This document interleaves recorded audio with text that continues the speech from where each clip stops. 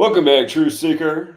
As predicted, the AFC Championship is the Ravens and Chiefs. And if you go back and watch last year's Super Bowl 57 live stream, this was the first speculation we put out for the upcoming season after we smashed Super Bowl 57 as we did last year.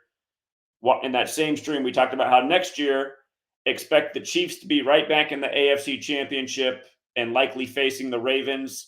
And then after that, we saw all of the deaths connected to Baltimore just nonstop through the entire offseason. It's been going on through the season, young and old, from Ray Lewis's son. Jim Brown counts because Jim Brown's Browns became the Baltimore Ravens.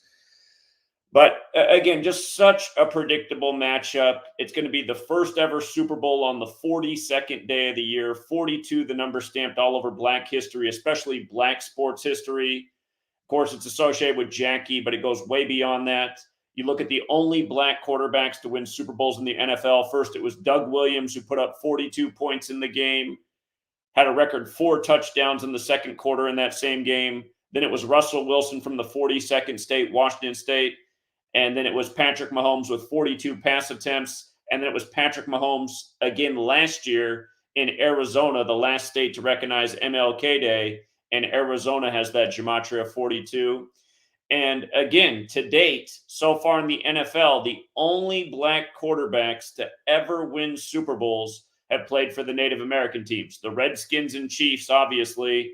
The Seahawks is a little less obvious, but if you didn't know, Seattle's named after Chief Seattle, a Native American, and the symbol on the side of their helmet comes from the local tribe up there.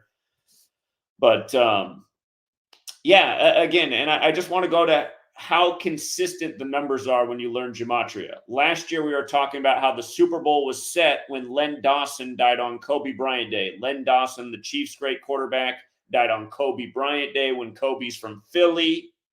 And that death was exactly 172 days before the Super Bowl. And, Kobe finished his career wearing number 24. Missouri, where Kansas City is the 24th state. Here we are in the start of 2024. But look at this. Harbaugh, who will face the Chiefs next week. You want to guess how many wins John Harbaugh's on right now? Check it out. John Harbaugh, let's get him up right here. He has, whoops, got too many ads on the screen. He has 160 regular season wins with the Ravens. This is John Harbaugh. He has 160 regular season wins. And then in the postseason, he has 12 wins and 9 losses. So add the 160 plus the 12. What do you got? You got 172. And now he'll face the Kansas City Chiefs and Andy Reid, while Andy Reid's on 58 losses with the Chiefs. And again, if you're new here, Gematria is very simple. It's the alphabetic order. A is 1, B is 2, C is 3, up to Z, the 26 is 26. That's the most simple cipher. It's also the alphabetic order with numerology. There's the reverse alphabetic order and the reverse alphabetic order with numerology.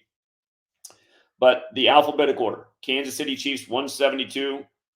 We talk about this number year after year with the Chiefs and their rituals. And again, same number, different year. And that's why this knowledge is so consistent. You learn this knowledge, you see definitively how scripted the league is. And again, this was this article right here is from 2022, but ESPN at the start of its seasons has been putting out articles like this ever since the start of the 2019 season. Ever since the start of the 2019 season, there's been this huge focus on the era of the Black quarterback. And every year in these photos, when ESPN's putting out these articles and ESPN will syndicate these articles from other people in the sports business, every single year, Patrick Mahomes is in the photo. Every single year, Mahomes is in the photo. He's been in there with Deshaun Watson, Lamar Jackson, others. But again, you guys, it's a script.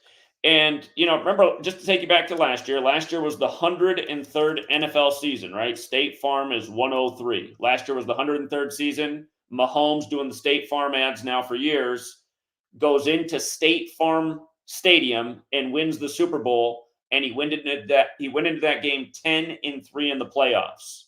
10-3. He won and he became 11-3, a bit like 1-1-3. He beat the Eagles, who have the 1-1-3 gematria. Tonight, Mahomes became 13-3 in the playoffs. 13-3. You see how football's 133? And notice he had 13 points at halftime, right? That was a good sign that he was going to get that 13 win. That's what I always teach people on the Patreon is pay attention to the halftime clues. But he will play the Ravens next week 133 days after his birthday with a 13-3 record. And again, this knowledge, you guys, I don't know why it's not catching on more. I don't know why more people aren't understanding it. It's really simple math. It's just really everything about this is really simple to understand. You could explain it to a second grader. It proves itself day in and day out, year after year. We're talking about the same numbers year after year. We're calling more sports futures than anybody's ever called. Haters can hate all they want. For all the haters, you guys missed out on the Rangers call on day one of the MLB season. Rangers paid 50-1 to win the World Series. We put in that future on day one of the MLB season. Futures after futures, sport after sport. Day one of the MLB season, we were showing how the game was synced with George W. Bush. How did the 119th World Series end this year? It ended with George W. Bush throwing out the first pitch, and the 119th World Series ended on the 119th day of George W. Bush's age, the same man who used to run the Rangers. How did the finals end? We knew they were going to end 4-1 on number 41's birthday anniversary with Jokic, the 41st pick of the draft. And again, if my hater troll out there who's screen recording right now and will cut up the video and try to put out another misleading piece of shit video to slander my name, why don't you call into today's stream and show us that you have a pair of balls? You know, why don't you do a highlight reel of this past week's NBA picks and how we've absolutely murdered the NBA, hitting on upset after upset after upset after upset as we've done all season, as we've done for years. It is true, you guys, that we did have a tough NFL season. We probably still did better than 95% of the sports gambling world, but in terms of the precedent that we've set over the last decade, it was a tough NFL season. But we were very confident all year that this AFC championship would be the Chiefs and the Ravens. And we did put in a mix of potential Super Bowl scenarios. We thought it was possible that there could be a rematch of Super Bowl 54 because Super Bowl 58 is the 54th of the modern era. We thought it could be a rematch of the Harbaugh Bowl because it's on 211, which is the 47th prime. And, of course, Super Bowl 47 was the Harbaugh Bowl. And John won that. You know, John beat Jim. John equals 47. Jim doesn't. And notice how John Harbaugh is 211, which is interesting. But I'll tell you right now, the Ravens got a real tough narrative in this game against the Chiefs. But we'll talk about that a lot more on Patreon. But yeah, what I do want to open up the phone line is for, again, just the world of football fans who continue to waste money by going to these rigged games, giving money to these teams that literally sacrifice their players, ritual murder after ritual murder.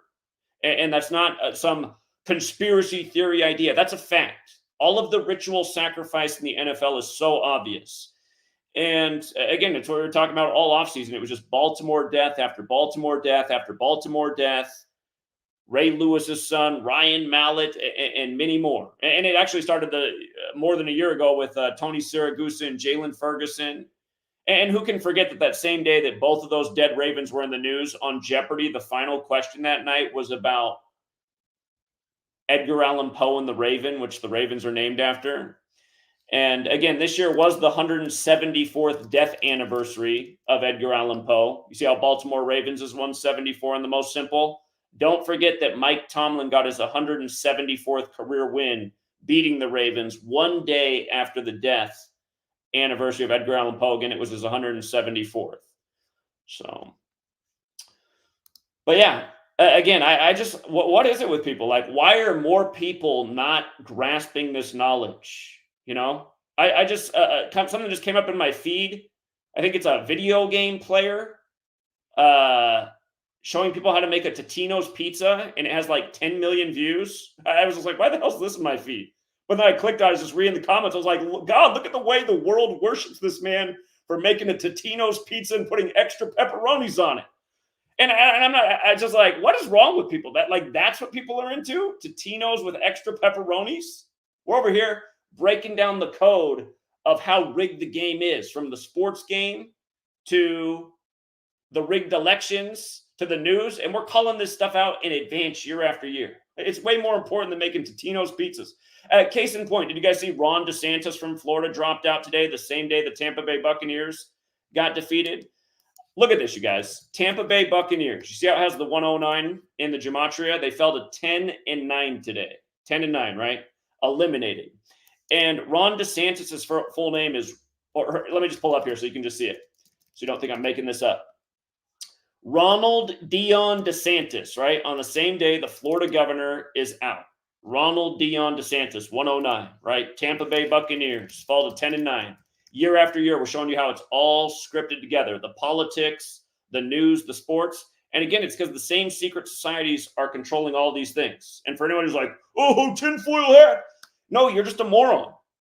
It's not tinfoil hat. All of the American sports are credited to Freemasons. That's a secret society. Washington, D.C. is the Masonic city. The majority of founders of this nation were Masons. So anyway, another big future landed, and I do. I just want to hear from all the people who just sit on the sidelines and are like, oh, I think it's got to be another coincidence. So please do call in. The number's up on the screen. Let me open up the phone line, and I'll give another way to join if you don't want to call. I'll drop a link if you want to join another way, but hold on. If you would like to join the stream rather than call in, there is also this method. Look for the link in the live chat. Well, the first person called in and hang up immediately. If you didn't mean to hang up, call back. I'm not sure why it hung up right away.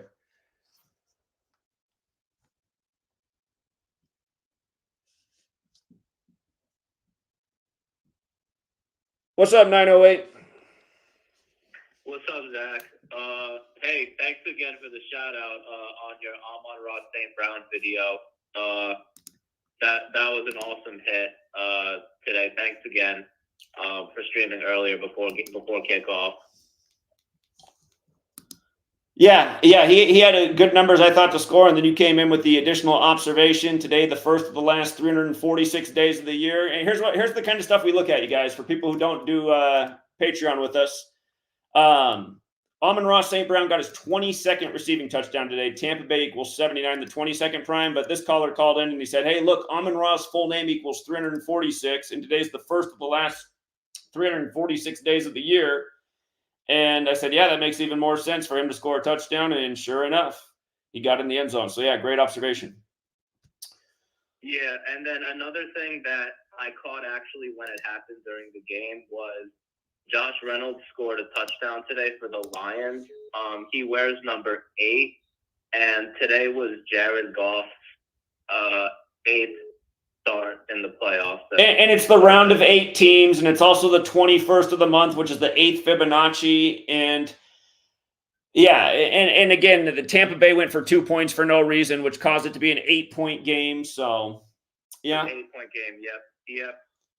Yeah, like you're saying, these games were so scripted to a T, and just it was like a joke watching this Chiefs-Bills game with all these fumbles, missed kicks, and it was just absolute theater. And here about that. Again, I mean, it's like these guys have never played football before. Kansas City could have put the game away, but it was just so obvious that it was a purposeful fumble, just extending his arms for no reason. It's not like they were going to turn over the ball on downs. But again, they stay on 27 in Buffalo, which is a huge number there. Last week, we liked number 18 on the Steelers to get his 27th career touchdown against Buffalo, and he did. Tonight, the Chiefs win with 27 in Buffalo. Same numbers week after week. And you see how Buffalo Bills is 72, so is Highmark Stadium. The Chiefs got to 7-2 away on the year. But yeah, also just Taylor Swift being such a huge part of this 104th NFL season. Taylor Allison Swift, 104. And you might recall at the beginning of the year, we talked about the drowning of Shaq Barrett's child, where he's from Baltimore, and how perfectly synced that was with the Ravens. Just notice how drowning's 104. Ryan Mallett, who also played for Baltimore, drowned this year. So you've had these numerous drownings in the NFL in the 104th season, to go with Taylor Allison Swift becoming this big focal point of the league. Again, learn gematria, see through the scripts, and all the rituals. All right, go ahead, friend. I had one more observation for next week. The games are on the 28th. It's 10-date numerology. I pointed out in the chat that John Harbaugh's playoff record is 12-9 right now, so he could get his 10th loss. And it is the Ravens' 28th season. It's the Ravens' 28th season. They're going to play in this conference championship on the 28th. Yep, exactly. Yeah. That's all I had. All right, man. Appreciate it. Good call today. Thank you. Yep, thank you. What's up, 478? 478? 478. You're on. You gotta mute the video and just talk through the phone. Oh, okay. Okay, so the commercials for what's the thing? Are you gonna say bundle, the Patrick Mahomes bundle ads? Yeah. All year we've been talking about this. Bundle equals 58 when you run the alphabetic order forwards, 104 in reverse, like it's Super Bowl 58 to end the 104th NFL season. I was like, I told my friend they was gonna win because they kept showing it. Ain't no way. We know the entire time it's been scripted. Yeah. Yeah. That's how scripted it is. They're like literally advertising what the script is if you just know the code behind the words. Right, and folks not paying attention at all. So, anything else, friend? No, that's it. Thank you. I appreciate it. You're welcome. 559. Yeah, so I'm thinking it's all about Eminem and Taylor Swift. I'm thinking they want to promote Lions versus the Chiefs just for ratings. And that field goal, that last field goal, he was off center, high winds. It goes to the right. I knew when I saw that field goal off center to the right, I was like, he's not going to make that. It was just blatant. Yeah, and the Bills, when they lost all their Super Bowls back in the day, it was all missed field goals. So, you know, it's another heartbreaker. It's deja vu. It's the same thing over and over again. That's right. The main thing that woke me up was when that train crash happened. I forget what city it was, but East Palestine? white noise. East Palestine, Ohio. Yeah, and for people who don't know, that train crash in East Palestine, check this out. East Palestine, Ohio. You see how it's 266? That's just like the Jesuit motto. Jesus Omnium Salvator is 266. And the first Jesuit popes turned in 66. But that happened on the 266th day of Israel's age. And like this caller just said, there's a movie called White Noise filmed in that town, which had just come out where something similar happens. And if you go back and watch that movie, when the crash happens in the same town where it was filmed, they're showing a stack of books about the occult and witchcraft, which is exactly where this dark half of Kabbalah is, and the Qlippoth, which has to do with sorcery and spellcasting through this exact knowledge. So yeah, again, from the news to the sports to the elections, it's all rigged. You learn this knowledge, you can see through all of it.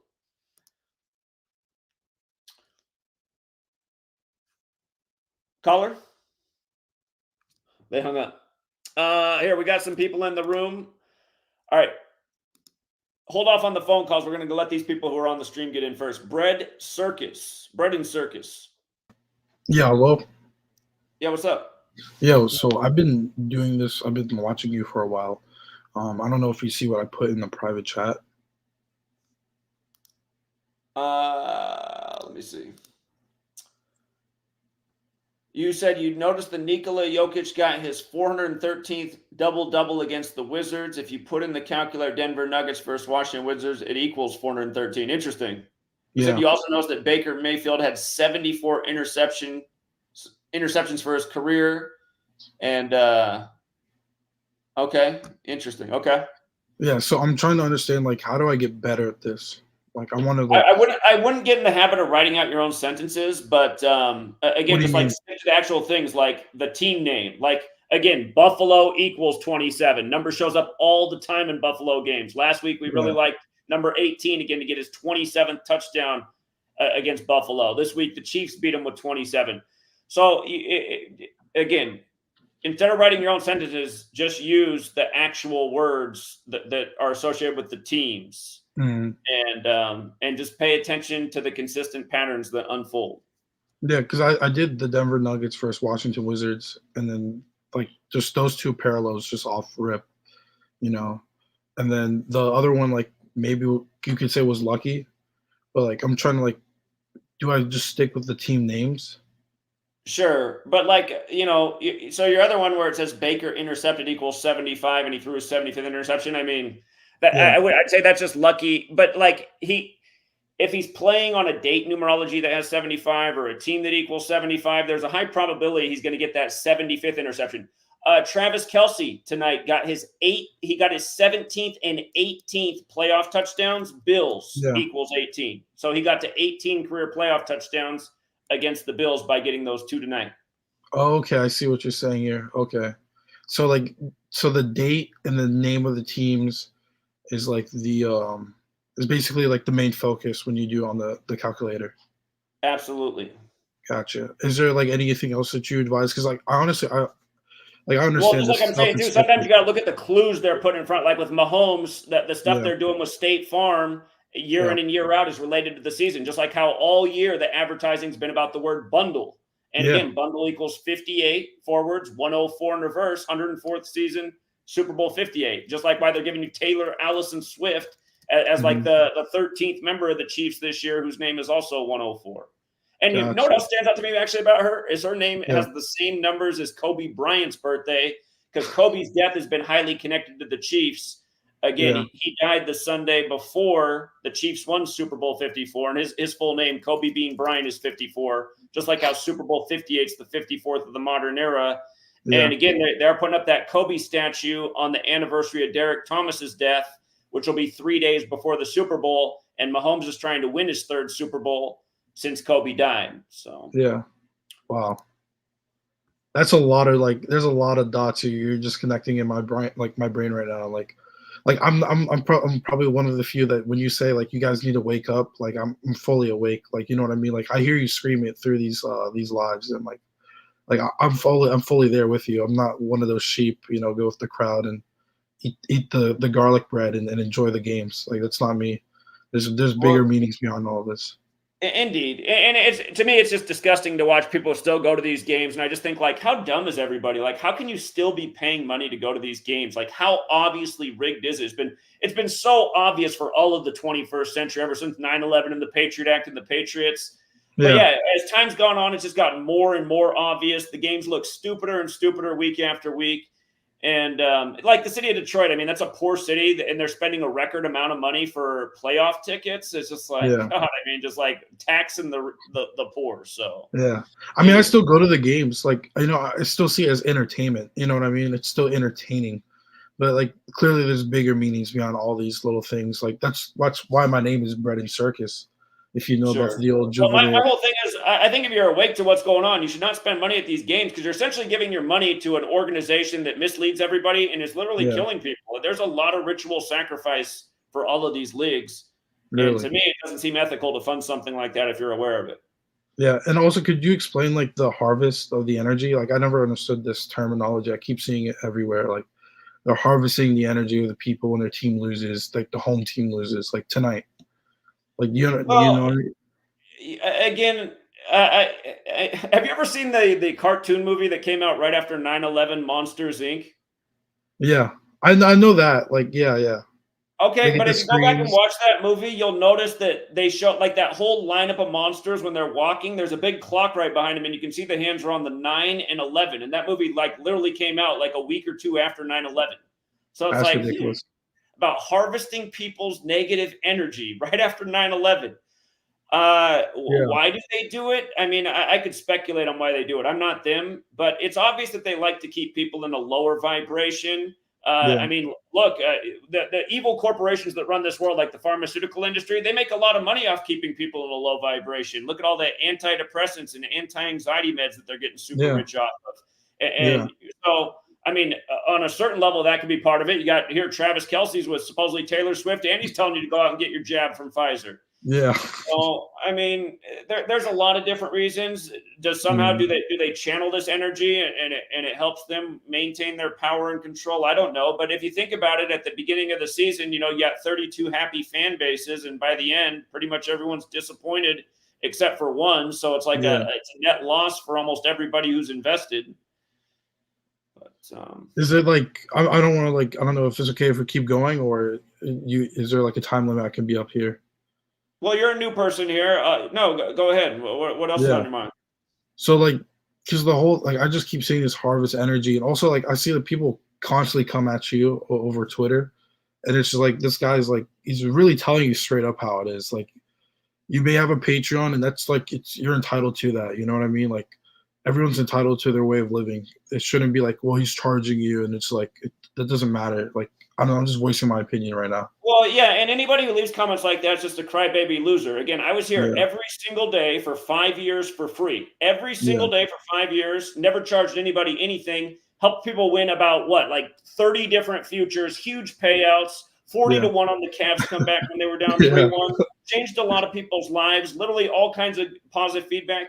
So for people to, and then what? Now I charge $5 a month, and you get how much labor do I put in a month for that $5 cost? I mean, yeah, I'm putting in several hours every single day, so you get like probably about 150 hours of labor from me per month for $5, and you're going to cry about that. Again, the yeah, only people that ever complain about what I'm charging are absolute bottom dweller losers. Period. End of discussion. yeah. And that's like I've been following you for the past 2 years, and it just like I just never understood how people just constantly hate and they don't. It's just weird to me. I don't understand it. But yeah, I'm gonna take your advice to focus on the team names, the dates. Not really focus because the only reason why I put the Baker intercepted is because I thought of like headlines. You know what I mean? The other Like thing, when the we, numbers of the season matter. Just like it's Super yeah, Bowl 58, it's the 104th season. You got yeah, Andy Reid sitting on 58 wins. Something early. So when the Chiefs beat the if you go back to the Chiefs Bears game earlier this year, knowing history can be helpful because the NFL was founded in Chicago. yeah, But in that game when the Chiefs beat the Bears earlier this year, Andy Reid got his 271st total win, which is the 58th prime number. Kind of like last year when he won Super Bowl 57, he got his 269th win, winning that game, which is the 57th prime. But yeah, this year he got his 271st win, the 58th prime. But he also got his 131st win with the Chiefs, and they won that game with 41 points. yeah. And again, 131 and 41 are big Super Bowl numbers. So we documented that to be in the air, and we said, well, that looks good for our Chiefs' future, and the Ravens are hitting things too. So I think all throughout the year we kept documenting. Yep, Ravens still looking good. Yep, Chiefs still looking good, Yeah. and they're right where we expected them to be. So And one thing that also got my attention for the Chiefs to win this game is that the last time they played the Ravens was on September 12th, the day September after. 12th, the day after 9/11. Okay, Yeah, all right, 2021. That's the last time they both played. interesting. All right, Yeah. Thank you for letting me up here. all right. Yeah, thanks for coming on. You have a good night. Yeah. You too. All right, take care. What's up? Open up. Yeah, what's up, Zach? You can hear me, right? Yeah, what's up? Okay. I just want to say, good call again. Like you said, you predicted it at the end of the last Super Bowl. Well, I wanted to bring up a post that I made probably like 4 months ago on the Free to Find Truth. There was a post that the NFL put on their Instagram on May 8th of last year, 5/8, and it was of the Chiefs at the Las Vegas stadium doing some kind of ring around the rosy trick play. And they were comparing it to this, I guess, little league baseball team that was doing the same type of ring around the rosy thing. And I put in the team name of that little league team name. They're called Savannah Bananas. And if you put it in, their team name equals 42. So that kind of also, it's kind of Sure. weird why they just randomly put that team with the Chiefs and the Chiefs being in Las Vegas doing that play. And they chose to Super post it Bowl on the on. 42nd day of the year. Yeah. Today's game between the Bills and the Chiefs was 42 days after they last played, and the Chiefs win to become 4-2 versus the Bills in the playoffs. So 42, big theme. Yeah, and then there was another post that they put. I posted it on the site too. It was of Mahomes laying on the Lombardi Trophy, and there's other stuff in that picture too with Aaron Rodgers sitting under like a umbrella that said, let me see what it said here. The umbrella said "Darkness Retreat," and this was like on the opening game of the season where they posted it. He's under a darkness retreat umbrella, and if people remember, he got injured and he was done for the year in the first game. So Yeah, they post yeah. little stuff like this to show what they're gonna do. But yeah, good stuff. Like always, I don't know why people come against you. You've been showing this for 10 years. I've only been here, I think, 2 years. So What do you think about this comment right here? Open up the better life. This could be a schizophrenic troll hiding in his car up on the mountain right now, but he writes, "You just talking bullshit." Doesn't even mention the Hebrew cipher, the cipher they actually use. So do you think that's the cipher they actually use for the NFL, that they're scripting the NFL in Hebrew, or are we documenting the same things year in and year out in English?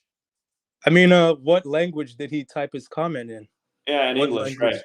What language is the language like spoken worldwide? Right. How many NFL So, games are played in Israel? exactly. And Yeah. who's translating the live games in Hebrew? Anybody? Right. Right. And what's the worth of a schizophrenic who works at a gas station? Yep, Goyim. So anyway, All right, man. Take care. appreciate it. Later, man. Okay. Yeah. Schizophrenics who work at gas stations should probably just keep their opinions to themselves. When we're showing the same thing year after year with 172 in the Chiefs and capitalizing on it and nailing future after future, I think it should be evident that English is how it's scripted, just like we're showing. What's up, 513? Yes, sir. Yes, sir. Mr. Zachary, did you hear me? Do you hear me clear? Do you hear me clearly? Sir? I can hear you. The phone was breaking up. Anyway, what I want to say is, I mean, it's obvious. I mean, the numbers are. I mean, the numbers are patterned out to be similar, meaning that it looks like any team can be put into. It looked like that any team can be put in the Super Bowl, but it's so blatant. I mean, it's so right in front of our faces. I mean, I don't see it being any other team besides the Baltimore Ravens and the San Francisco 49ers. Those are the only teams that have had sacrifices. Those are the only teams that things have been lining up almost to perfection. Things have been lining up almost like clockwork. I mean, it looks like that the Chiefs the Chiefs have the numbers to advance to the Super Bowl, but it's clear to me. I mean, the Super Bowl logo has told us what's going to happen the last 4 years. Ever since Super Bowl 54, the logo has been in depiction of the teams that are going to be involved with the Super Bowl. So why are people saying that it's a chance that it could be the Chiefs or the Lions when it's so just? I mean, it's so clear to me. Well, we've been talking about in the stream. Again, I won't be surprised if either the Ravens or Chiefs are in there, because we've had this for exactly a year now that it's going to be one of these two teams to represent the AFC. But Andy Reid's on 58 losses with the Chiefs, and I just explained what he did in Week 3 against Chicago, and it's similar to what he did last year by winning the Super Bowl. And another number we talk about year in and year out with Super Bowls is 41, and Patrick Mahomes' next road win for what in his career is what number? So look these things up. But yeah, again, I'm not going to be shocked if either one of these teams is in the Super Bowl for the AFC. And I would not be mad at all if it was Ravens and 49ers Harbaugh Bowl or Chiefs and Niners, because our whole community's had futures in for either of those Super Bowls since before the season began. So it's just kind of hard for me to decide with it being the Chiefs, because they haven't had any sacrifices, and I don't see the NFL putting a. Chiefs have had a bunch of sacrifices, including Mahomes' grandmother in the offseason, and grandma also equals 58. So, no, they haven't had as many as the Ravens, but they've had plenty of sacrifices, including Mahomes' grandma, which, again, equals 58 and 131 and 41, just like Super Bowl equals 131 and 41. So, Well, I wasn't aware of that. I wasn't. That's what I mean. You got to do more research. So you can't call them with big opinions if you haven't done enough research. You should join the Patreon too to be caught up on all these things. So appreciate it, man. Thank you. Yeah. Again, you guys, before you come to big conclusions and make big statements, make sure you got all the facts. Let's go out to Eloine, who's in the building. What's up? How you doing, Zach? You can hear me? Yeah, what's up? So you know how they compare Mahomes to Brady, right? Of course they do. They call him Baby Goat. I didn't know that last time the Ravens won the Super Bowl, Brady lost to the Ravens in the AFC Championship. Right. So I don't know if the same thing is gonna happen to I see. That'd be a good parallel. I see what you're saying. Yeah. But yeah, also I don't know if you've seen that video with Adam Schefter. He was comparing I think with like Manning and Brady to the Chiefs and to Mahomes and Allen today. And I don't know. I just felt like that was like the biggest bait today for everybody to pick the Bills, because basically he was basically saying that how all of their careers like lined up together and stuff and but anyways, yeah, that whole Brady thing, losing to the Ravens and stuff in the AFC Championship, maybe history repeats itself, That's a good thought. I'll look more into that. That is a good thought. So appreciate that. Yep. All right, take care, man. For the person in the chat who says, "Do they rig the NHL the same way?" Sure. I told people, depending on what happened in the Bucks, the Detroit Tampa game today in the NFL should dictate the outcome of the NHL game between Detroit and Tampa today. And it was exactly like we said. We said if the Lions win, remember how the Lions won with 24 points last week?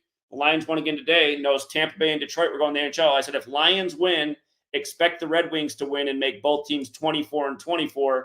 But if Tampa wins, expect the Lightning to win to get Tampa Bay's 25th win. So, and that game started right as the NFL game was ending, but Lions is 24 in the most period. They won with 24 last week. Detroit wins the NFL. Then Detroit beats Tampa in the NHL 24-24, right? And again, had Tampa won, I suspect Tampa would have won in the NHL as well, because Tampa Bay could have got their 25th win. So, yeah, it's all scripted together. We've been documenting this about all the major sports leagues. It's all scripted. It's all gematria. It's all undeniable. You got to be brain dead to think this stuff's a coincidence. And, it's just like my hater troll. I guarantee you he'll put out a video of me being wrong about to take Tampa Bay with the points. I guarantee he'll put that video out. But then he'll skip how we said, depending on what happens, do that in the NHL, which we also called. He'll skip all the player props we nailed. He'll skip all the NBA upsets we've nailed all week. He'll skip that we just won on the Chiefs upset, and he'll skip and leave out, the fact that the Ravens and Chiefs are in the AFC Championship, just like we called a year ago. So that's how my trolls are, They're like politicians just trying to chop everything up for political advantage. Let's go out to 226. That's a troll. So anyway, here we got some super chatters. Shout out to Slick Nick. The troll just keeps calling over and over on speed dial. Thank you again, Slick Nick. Slick Nick's a good contributing member. If you join us on Patreon, you get to hear Slick Nick's picks too. Everybody in the community participates. Shout out to Mike Rawson, says they can't script it any other way. Indeed. I was telling the fans they couldn't have scripted it any better.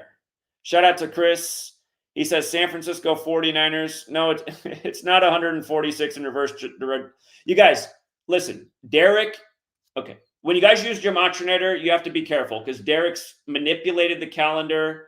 San Francisco 49ers does not really equal 146. I know if you type it in here, it's going to say that, but I'm going to show you what Derek changed. So you see this 146 over here? It's false. Put a space between the 4 and 9, and then it goes back to what it really is, 110. What Derek did on this calculator about a year ago is he made it so it adds 49 instead of 4 plus 9, which doesn't make any sense. And Yeah, so that's why you're getting these false values. So if you have numbers in a sentence, make sure you space them out. Otherwise, you're going to get plus 49 instead of plus 4 and 9.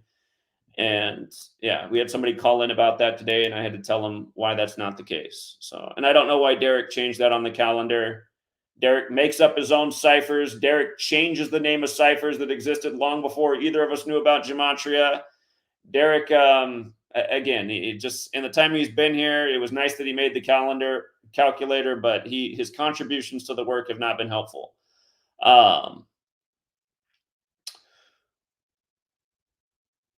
So anyway, yeah, we've been talking all about the Mahomes in 15, no doubt about it. And today, Josh Allen got his 15th home loss against number 15. Shout out to Oscar Garcia. Easy money today, Zach, indeed, on that Chiefs game. No doubt about it. Welcome, Santos. And I don't know if anybody else is going to be able to get through the phone line because the trolls is calling it over and over and over. But the way you can get on without the phone line is, again, by following this link. But yeah, the 226 troll who's playing the recordings of something about him having a small pecker, it's just instant redial. So here, just so again, so I can get on and tell you about a small pecker. Maybe if he can tell you one more time, you'll stop calling. What is it, 226? What is it? All right, this time he's not going to say anything. 931. Yo, my man Zach. Yeah, what's up? I'm just calling in, man, to say I appreciate you, bro. You keep on doing it, man. You know, one of these days I'm gonna be good as you, bro. I'm in a good position to hedge, for the Super Bowl and everything. And yeah, man, I just ultimately do want to call in and say I appreciate you. And keep doing your thing, man. You're welcome. Thank you. Congrats on the win. All right, I'm good. All right, take care. Thanks. Yeah, that's true. Why don't I block his number? Normally the trolls call from that's true. I should just block the number. Normally he'll probably start calling from unlisted. But good call. I did block the 226. Okay. Let's see. We got 208 Productions. What's up, 208? Hey, how's it going? I just want to talk about Eminem's album in 2020, right before Kobe died. Put out an album called Music to Be Murdered By.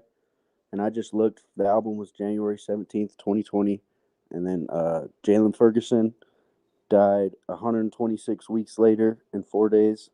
And then Tony Siragusa died the next day, right? But 126 weeks later, Kobe died on 126. And in the Coors, there's a Coors Light commercial going right now. And it's like a football game, and the scoreboard has Detroit, and the other team's purple, but it says Denver, but it's purple. And I thought it was Baltimore, and then I had to pause it and rewind, and I noticed it actually said Denver, but it's Detroit, and then purple at the bottom. But yeah, Eminem and then on that album that had the song Darkness, and about the Las Vegas shooting. Yeah, Darkness equals 91 to go at the Route 91 Harvest Festival on the day, leaving 91 days left in the year, and the song came out 91 days after Eminem's birthday. And then at the end of the video, he's got the thing for the FBI to turn in your guns. Right. Eminem, who started out with the controversial lyrics about Columbine, and now he's Mr. Turn in your gun. Well, and think about how the script ended last year with the Lions sending Aaron Rodgers off. They beat him in his last game as a Packer. And then remember, the news was all With his new focused on lion like big tattoo? storyline. No, exactly. Rodgers went into darkness for like a week. Remember, he had that whole retreat, and that was like what they kept saying. He sat in darkness for like a week to come to his senses, and I just thought that's so weird. He sat in darkness, really, and then. And this year he faked an injury on 9/11 in a Jets game. More mockery. Yep, indeed, bro. But yeah, I'll let other people get on here. You have a great night. Yeah, appreciate it, 208. Thank you.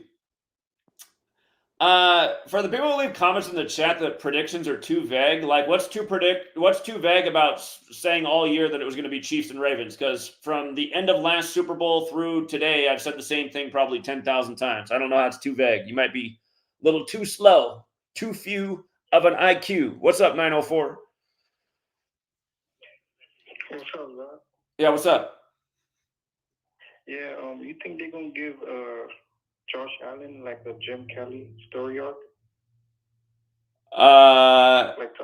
Like just always coming up short? Yeah, always coming up short type of thing. Very well might be. They might need a new stadium before the Bills do anything. They probably have the dumpiest stadium in the NFL. So. Yeah, because I think all these quarterbacks, these young quarterbacks, they all have story arcs from the past quarterbacks just to keep everybody engaged and stuff. Yeah, again, they just always doing the same stuff. History repeats itself. They had to do the wide right with the field goal today. I mean, it's just Buffalo Bills history repeating itself. Wide right. Yeah, it's ridiculous. It's ridiculous. Hey, what was it? What was it? It was like a chip shot. What was it? Was it in the?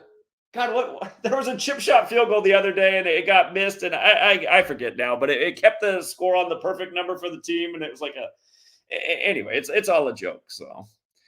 Yeah, it's a joke. I think they have magnets in the field goals too, just to make sure they miss it. There's a clip on YouTube of Lamar Jackson watching a field goal just at the last second bend way right and miss, and they lose the game over it. And he's saying, "Look, there's no even win. Like, how did that happen?" So yeah, for people don't think there might be technology in the ball, think again and go back and watch that clip. Lamar Jackson's like, "Explain that. Like, how did that even happen?" It's ridiculous. All right, man. Appreciate the call. All right, buddy. Later. What's up, 862?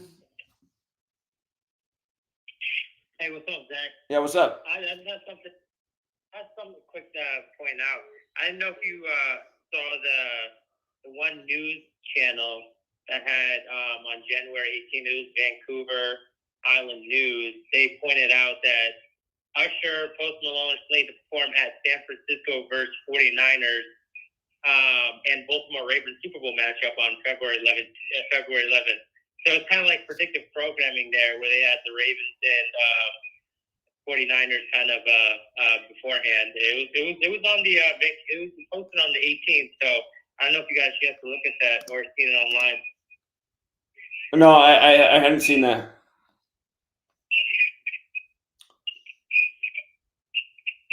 Are you listening to the video? You got to mute the video when you call in. The video's on delay. Hold on. All right, it's muted. Yeah. Hello? Yeah, you're on. Yeah, it's muted. Yeah, I just wanted to point that out. All right. Appreciate it. Thank you. Yeah. All right, later. Hey, thanks for calling in. You welcome. Well, they hung up. So now 226 is in the chat saying that they're not the troll. Are you a different 226 caller? One was definitely the troll. Hold on. Hold up, 708.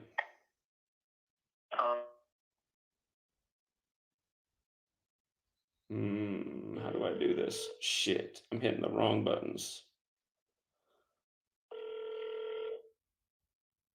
All right, 708, you're back on.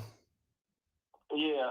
Do you know about what Lions rep narratives do you know about, or do you? Well, just what just happened with the Harbaugh. The Harbaugh just won it for Michigan, and so if they did do that, if they put Ravens versus Detroit, the University of Michigan did start in Detroit, so it could be something like that. It's possible.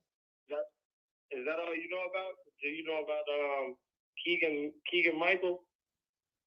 How he's been doing the script thing this year for the NFL? Is that where he's from?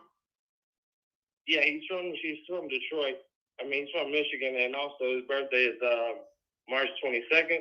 322. Interesting. Yeah, and Detroit is the city. He's 322 years old right now. I didn't realize he's from Detroit, but that is interesting in light of him doing the NFL scripted ads this year. Yeah, it's supposed to be. But anyway, I was just saying, like, I thought you knew about that one. I thought you. I didn't. No, I didn't realize he's from Detroit. The other thing that's possible about Detroit is just the Lion of Judah with the whole thing going on with Israel right now. Okay, but anyway, yeah, and also there's some other stuff with Detroit. Let me go and look. Hold on 1 second.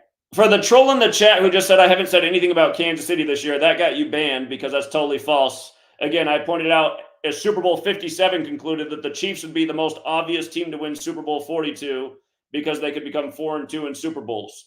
Did you know about? Hold on. Did you know about Dan Campbell? What about Dan Campbell?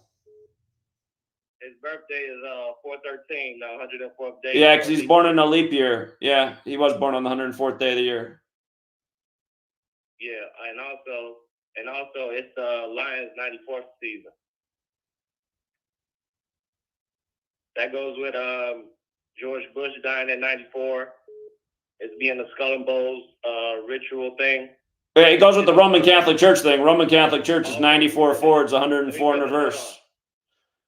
Also, like I said, that with the 94, the Nuggets won their championship game 5 versus the Heat with 94 points. Okay. The Skull and Bones ritual. Lions are gonna go all the way, and they might win it. Okay.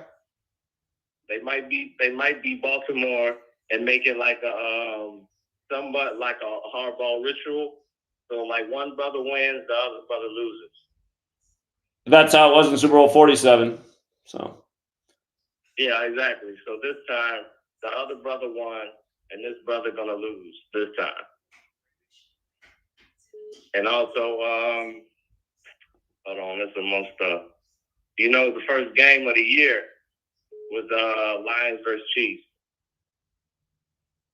Yeah, of course. That was 41 points.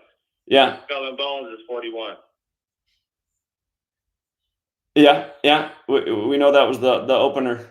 That's something I was going to look into if that's ever happened before, that the season opener also became the Super Bowl.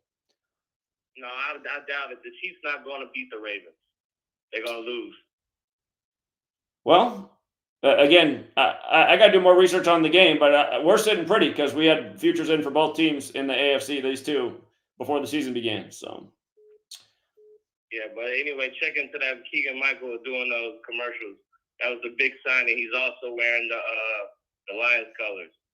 So, and I just wanted to say, like, Zach, you don't know all type of all type of narratives that are out there. So you shouldn't be as rude as you are to the callers. And you should. I don't know what you're talking about. No, I was listening to how you be talking to people. Like who? You tripping. You don't know every single thing. When did I say I know every single thing? You know a lot. No, so who am I talking to negatively? You don't know everything. Well, here, you just gave a really one-sided narrative for your team. I mean, you're leaving out that Andy Reid's on 58 losses, what he did this year against Chicago, that the Chiefs become 4-2. Versus Lamar Jackson. Huh? He's going to get his 59th loss versus Lamar Jackson, Andy Reid. Why is he going to get his 59th against Lamar? Because Lamar is black, the blackest quarterback in the league. And how's that worked out in NFL history? You know what I mean? Black is Mahomes. How's that worked out for the darker black quarterbacks? He's gonna lose. And all I'm saying is for you not to be as rude as you are. Who am I rude to? Who am I rude to? I'm giving you all the airtime in the world. Like you're a guy, but you're not. When do I ever act like that? When do I ever act like that? Listen, you be wrong a lot sometimes. What you gonna do? Hang up on me like you do everybody else? No, what you sound like, though, is an ungrateful bitch. Who taught you this knowledge to see throughout the games are rigged and take it? Hey, ungrateful bitch. Who taught you the meaning of 59? Ungrateful bitch. Who taught you the meaning of 59? Shut the fuck up, man. See, you can just tell that guy's a troll with his hater energy. I just hate listening to sorry ass motherfuckers. It does irk me because it's like, just listen to that sorry ass bitch. That's a sorry ass motherfucker right there. Who taught you this knowledge? I did. Don't call in and act like some ungrateful bitch with your one-sided decode. God damn. Hate sorry-ass motherfuckers, and that's all this nation's mostly full of. What's up, 585? Hey, Zach. Yeah. What's up, man? Hey, it was a pleasure meeting you in New York City when you were rallying everyone, doing your thing, man. And also... And hey, when we were out there, were there any ungrateful bitches like that last caller that came out? Oh, no, man. You had everything organized. everyone come together and spreading positivity, man. Spreading the word, doing what you're doing, man. Right. I won't be able to understand. The only people who really give me shit are just sorry-ass motherfucking trolls that exist online and call in through the phone. In person, that kind of shit doesn't happen. It's just fucking losers on the web. And that caller, I mean, I'm just letting him air out all this time and he starts talking shit. That's a fucking troll. He's probably one of the paid-for trolls that hangs out on the Patreon all day. Anyway, go ahead. Exactly. So, I've seen in your comments on YouTube the one with the Rams and the playoff that just happened with the Rams and the Lions. And this guy, this Mark Lewin, he said he's talking about the Indiana Jones movie with Yeah, he's been talking about what he's saying is not exactly right, because there was an Indiana Jones movie that came out in 2008 and the 49ers they had a losing season that year. But in the 80s, there was a pattern with the Niners. It's hard though, because like some seasons the Indiana Jones movie came out before the Niners won it, and then sometimes it came out after the Niners won the Super Bowl. But last week when the Lions won at Ford Field with 47 combined points, again, Henry Ford died on 4/7 in the year 47. That same day, Harrison Ford did get a lifetime achievement. So it is interesting. And then the Niners playing Jared Goff makes sense too, because Jared Goff played at Cal there in the Bay Area. So there's something going on. Interesting. Yeah, I just had to get that clarified because it sounded pretty good, but you never know with this NFL shit. Yeah. So we'll see. Do some more homework this week. All right, Zach, man. Have a good night, man. And all these haters, man, they just need to keep doing their homework, man. So yeah, a lot of losers in the world. All right, man. Thanks for the call. Zach, man, we saw you in New York City. We love you, man. we saw you in New York City, remember? But you probably don't remember when you were, down there near 9/11. We met you, and it was awesome. I mean, I met so many people. I'm sure if I saw you face to face, I'd remember exactly who you were. We took a picture. You're awesome. We just wanted to say, hey, what's up? You're freaking awesome. Thank you, Zach. Well, thank you for coming out. Thank you for coming out. I appreciate it. All right, Zach. Have a good night. Yeah, you too. Take care. All right, 226, not the troll, hopefully. 226. Okay, they got to be the troll. Look, they beg to get back on and they just sit here and don't say anything. Fucking pathetic. All right, 269. Zach, what's up, bro? Yeah, what's up? I just want to say I've been listening to you since 2019, and you woke me up a long time ago, man. Just thank you, and I'm grateful to you. And I heard what dude was saying, man. They don't understand, bro. You get a lot of the same calls, like a lot of the same things, so I can understand why you kind of hard sometimes. So, Tit, you like a good asshole, bro. Like, well, I just don't like stupid people. I get a lot of stupid phone calls, and I mean, like, did you hear? If you're on my Patreon the other day, a guy called in with all these false stats, and I was like, well, let's just stop the decode because these aren't even the right numbers. He's like, well, I want to finish anyway. I was like, what's the point of finishing a decode if you're calling in with the wrong numbers? I mean, come on. Like, bro, you put in so much work, bro. You do this shit every day, like you gotta understand, bro. But you're a good person, bro, and I appreciate like everything you've been doing, man. And like that, bro. It's just. Yeah, again, I'm only rude to people. I'm only rude to people if I can tell they're wasting people's time or there's something wrong with them. Again, like a guy called in the other day with false stats, and then he had a whole decode. I was like, wait a minute, that's not even right. And he's like, well, let me finish anyway. I was like, what's the point?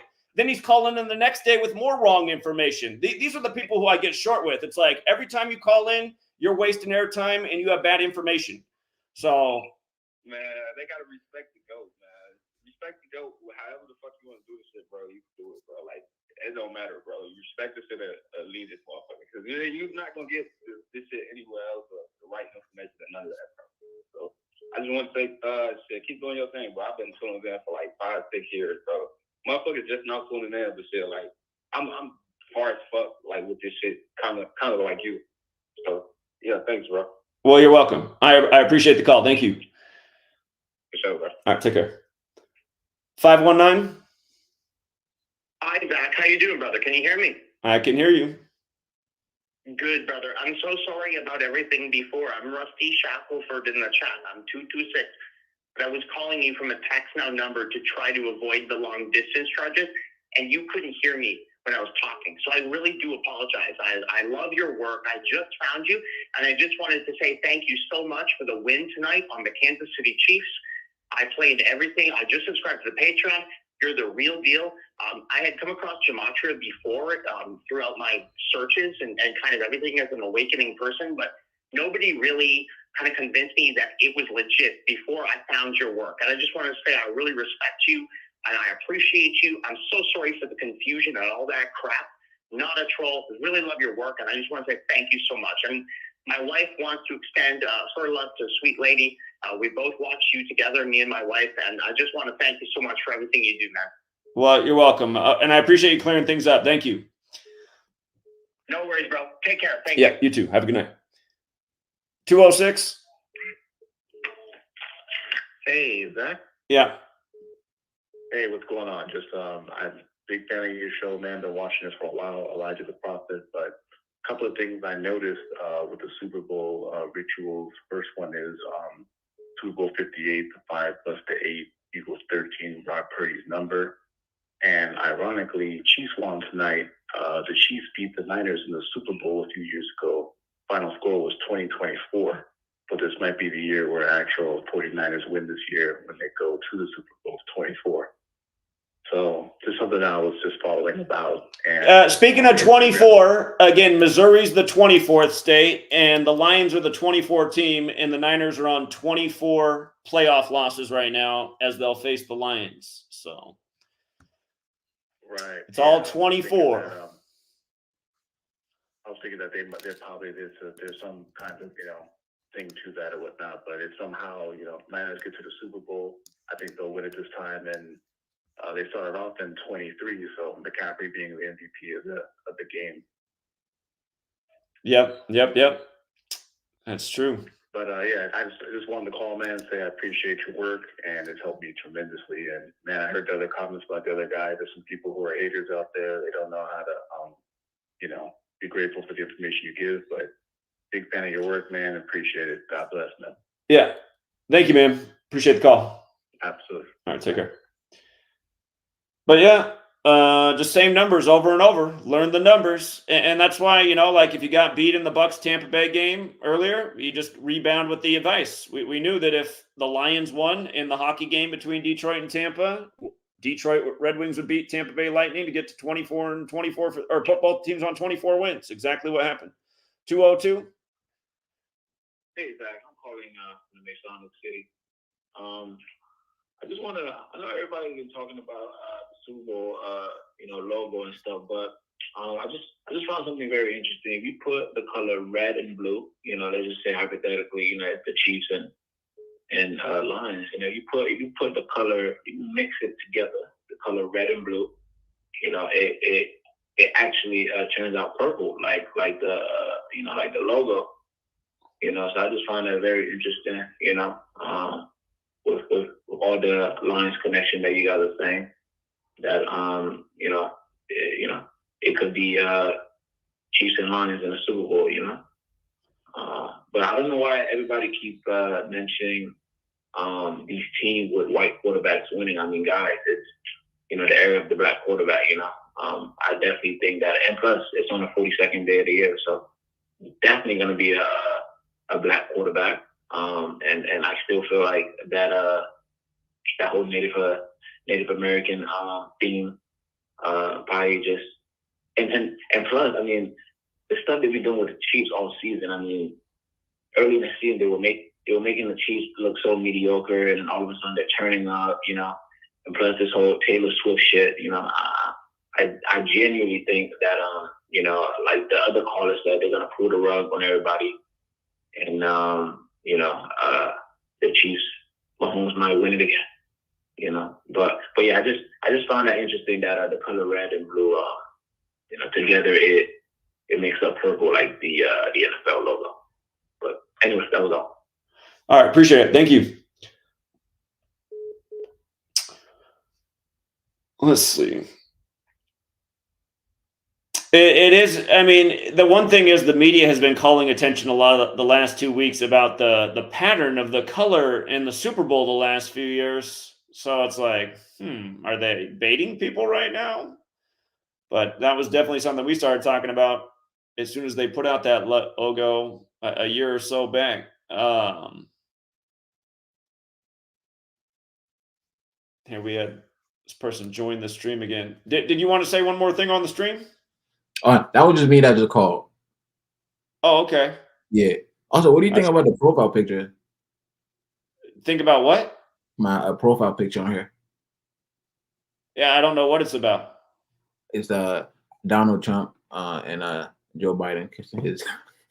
I see. Is Donald Trump best breastfeeding Joe Biden? Funny. Okay. Anyways, thank you, Zach. All right. Take care, man.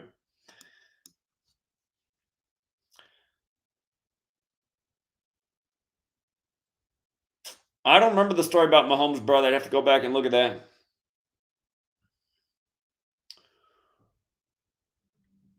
$870. You got to mute your video. Hey, what's up? How you doing? I was curious because my buddy might send me a thing today, and Google those some type of Canadian TV show, and they leaked like who's gonna be the halftime performers, and in the caption on the screen it showed that they had the 49ers and Ravens playing in the Super Bowl. Did you see that? I did, and they do this stuff year after year, usually as bait. So I wouldn't read too much into that. Every year there's something about the Super Bowl being leaked early, and it's usually one of the teams is right and one's wrong. So. However, I will not be mad if that is the Super Bowl. We have a future, and we've had a future in for that Super Bowl since before the season began. So, cool. Okay, man. Well, that's all I had. I appreciate it, man. Keep up the good work. All right, thank you. All right, man. Have a good one. Yeah, for those of you guys who aren't privy to that, it's been going on for years now that there's like some big leak that goes viral. Like, oh, look, they accidentally put out the teams for the Super Bowl, and almost every year it's only one of those two teams. So.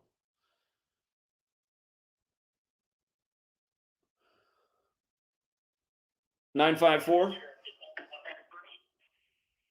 Hey, Zach. Yeah, what's up?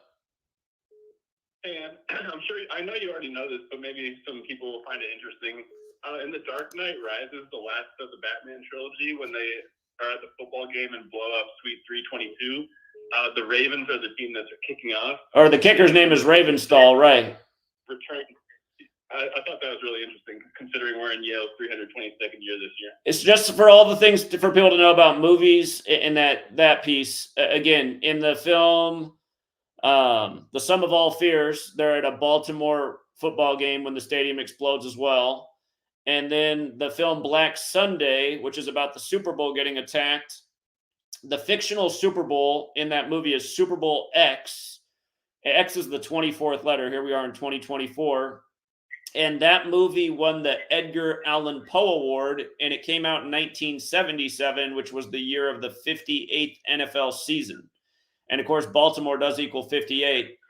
So, yeah, those things are all interesting. And remember, Baltimore won the Harbaugh Bowl, which had the blackout, the 34-minute blackout on the 34th day of the year, as the Ravens won with 34 points, as they so often do, because Maryland equals 34. And this year we did see the other Harbaugh win the national championship with 34 points, 34 days before the Super Bowl. But we predicted earlier this year that the Chargers would end up 4-7 versus the Ravens because Chargers electricity blackout.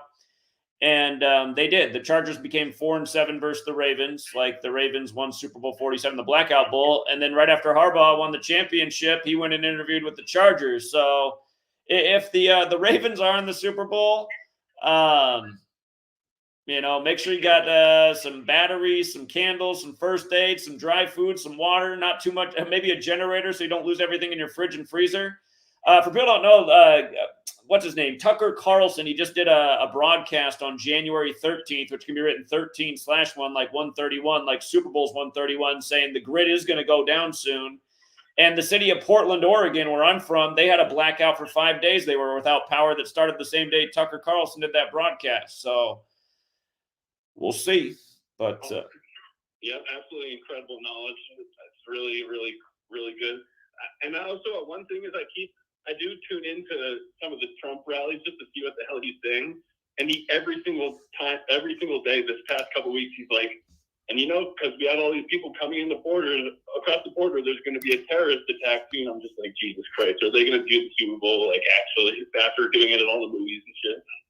Yeah. Yeah. Indeed. Anyways, you're the man. Appreciate all the work you do, and we'll see what happens this February 11th. All right. Thanks for the call. Take care. Yeah, we were talking about that Ted Koppel book, Lights Out, and the parallels with because the Super Bowl is also on what is it? Is it Edison's birthday? Hold up. Mr. Lightbulb. Yeah, Thomas Edison's birthday is February 11th. Mr. Lightbulb. So it just makes you wonder. What's up, 908? Hey, Zach, how are you? Sorry, I'm calling again. I'm listening to everyone. I found a very interesting fact here. So remember earlier in the year, Norma Hunt was taken out? Yep. I forget. Right. So I'm actually on the Wikipedia of Lamar Hunt, who was the founder of the Chiefs. He's not the current Clark Hunt, the guy who owns it, but Lamar Hunt, his father. It says he was married for 42 years to Norma. And I'm just like, my God, how is this even possible that it says it right here on Wikipedia. He was married for 42 years to his second wife, Norma. It's almost unbelievable. I don't know if it's just like random and shit, but it's just, I found that out. And then this other thing about this guy Clark, he went to a high school called St. Mark's School of Texas. And apparently, if you look into this, that the guy who founded it was the valedictorian of Yale. So, I mean, you may have said this in an earlier video, but I think this guy, Clark Hunt, is Yale Skull and Bones. He may have some association with it, even though he didn't attend it, but he went to a high school that was started by a Yale valedictorian. It's very fucking weird. It's really late at night, and I may be overthinking shit, but I just found this extremely interesting. Sure. For people who missed the coverage of Norma Hunt's death, just to go back and remind you, she died on 6/4. Kansas City Chiefs is 64. Just so you can see with your own eyes. Kansas City Chiefs, 64.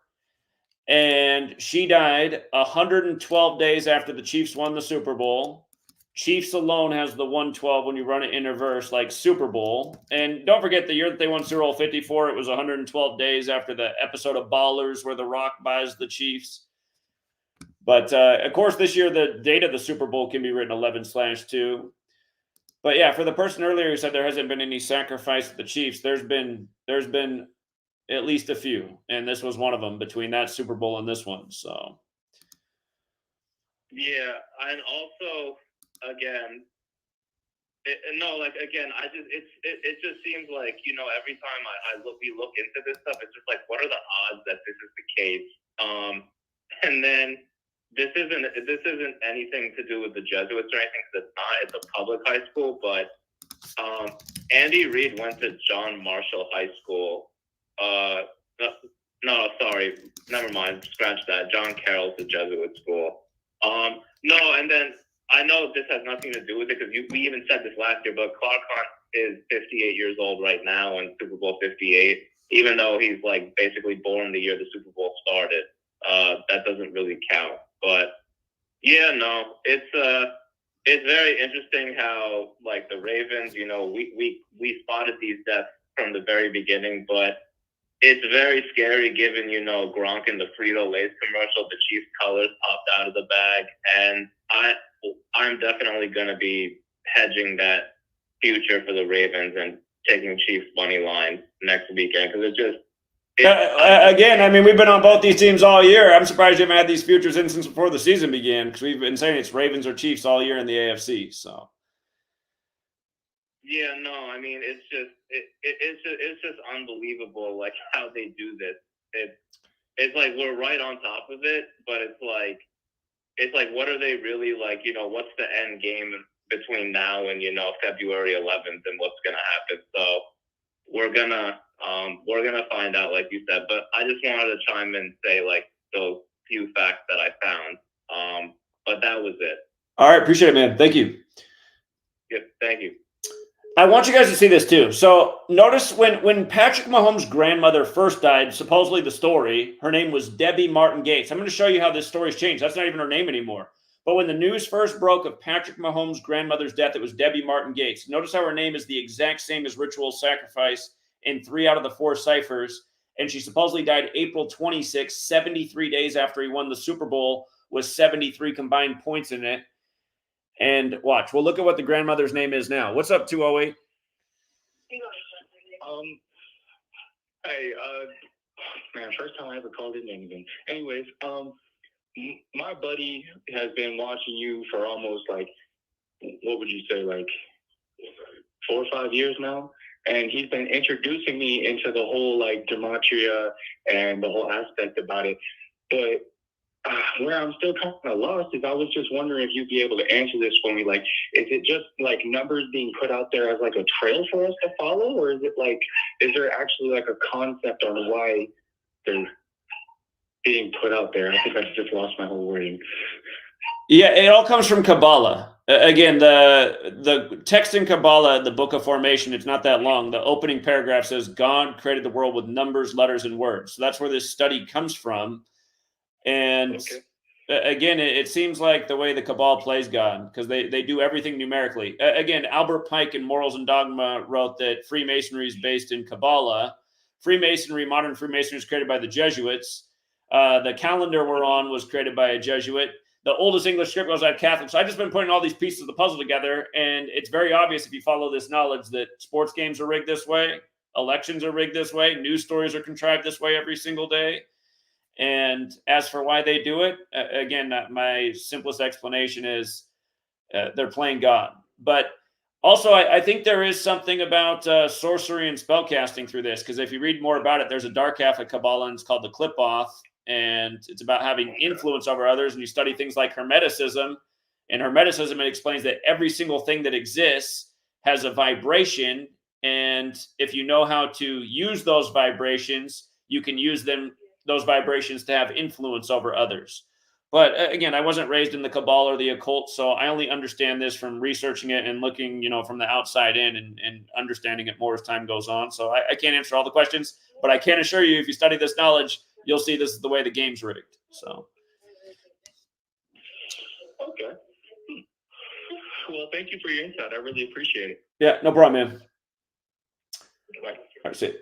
But yeah, just to make a point too about like, how do they release a story like this that Patrick Mahomes' grandmother, Debbie Martin Gates dies. And now look, Patrick Mahomes' grandmother death. Now look at her name.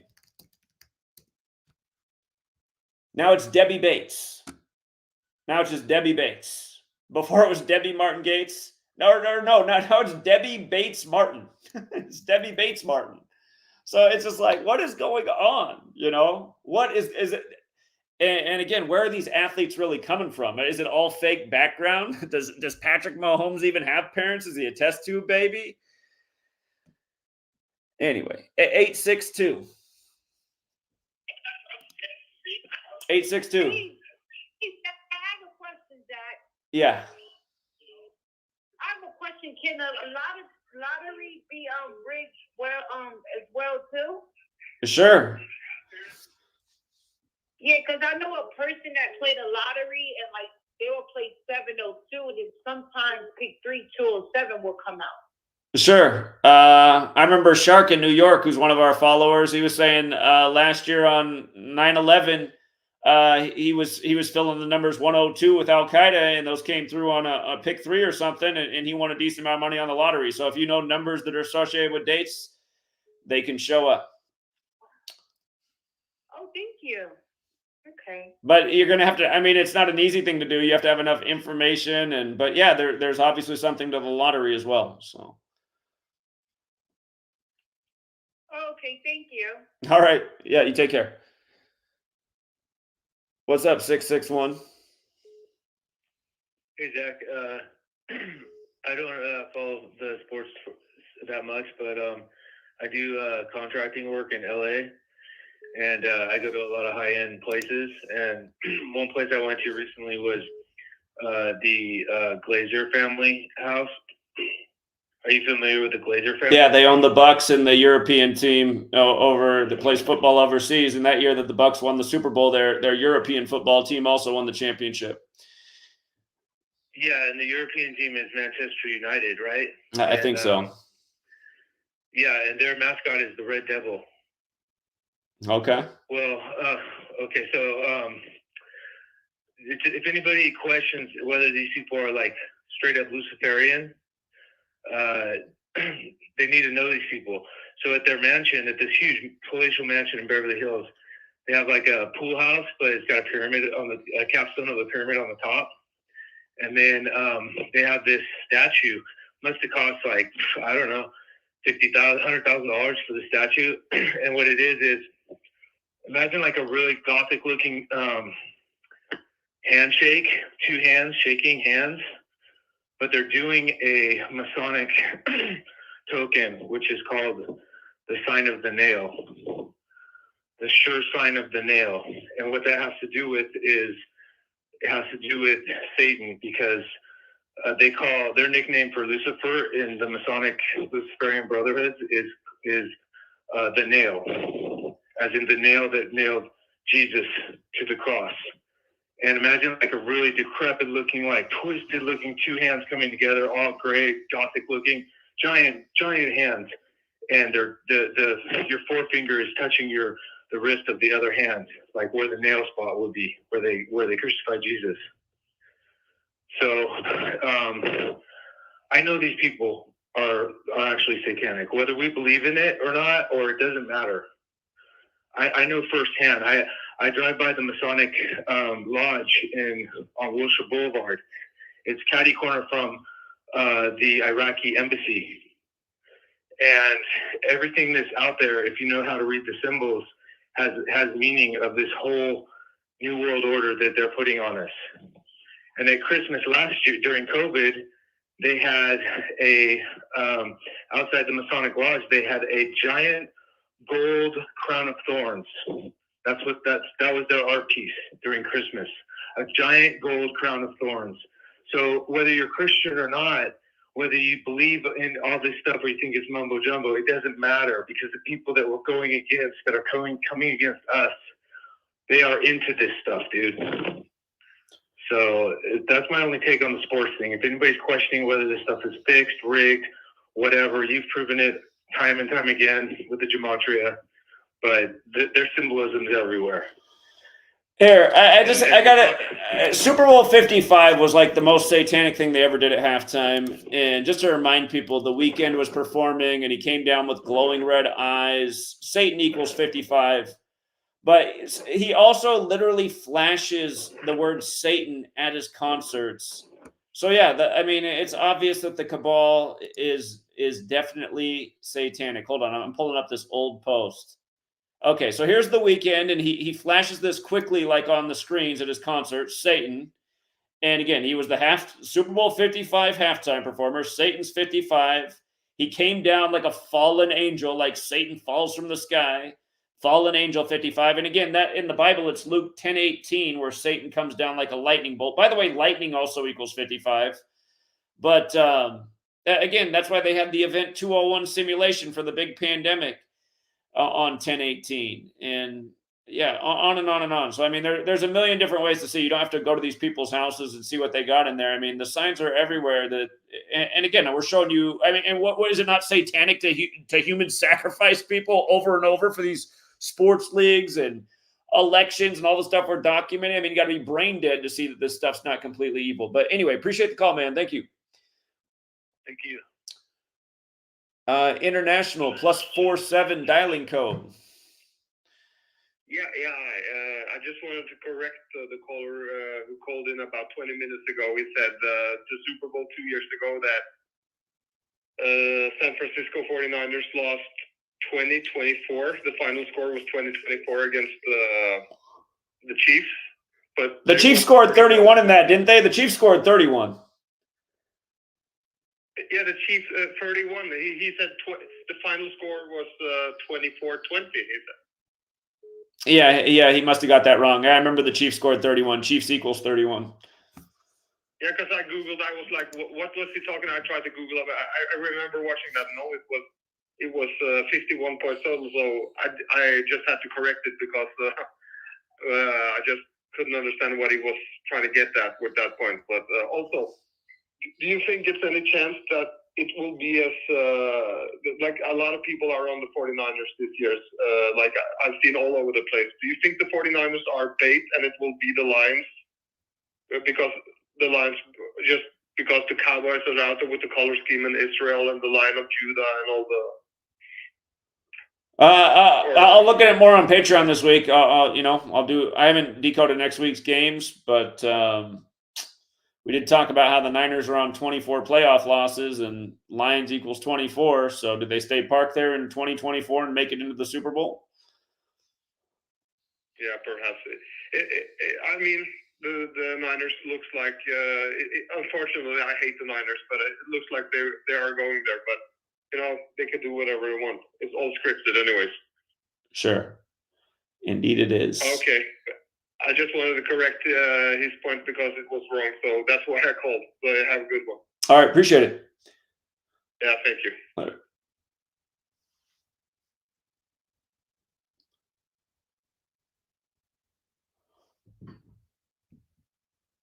What's up, 708? Yeah, also I wanted to say, hold on one second, let me go through my notes.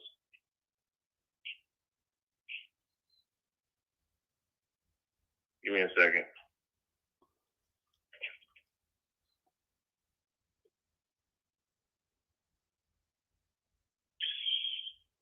No, not that one. Oh, okay. You was talking about Mahomes and his grandmother dying, sacrifice. Right.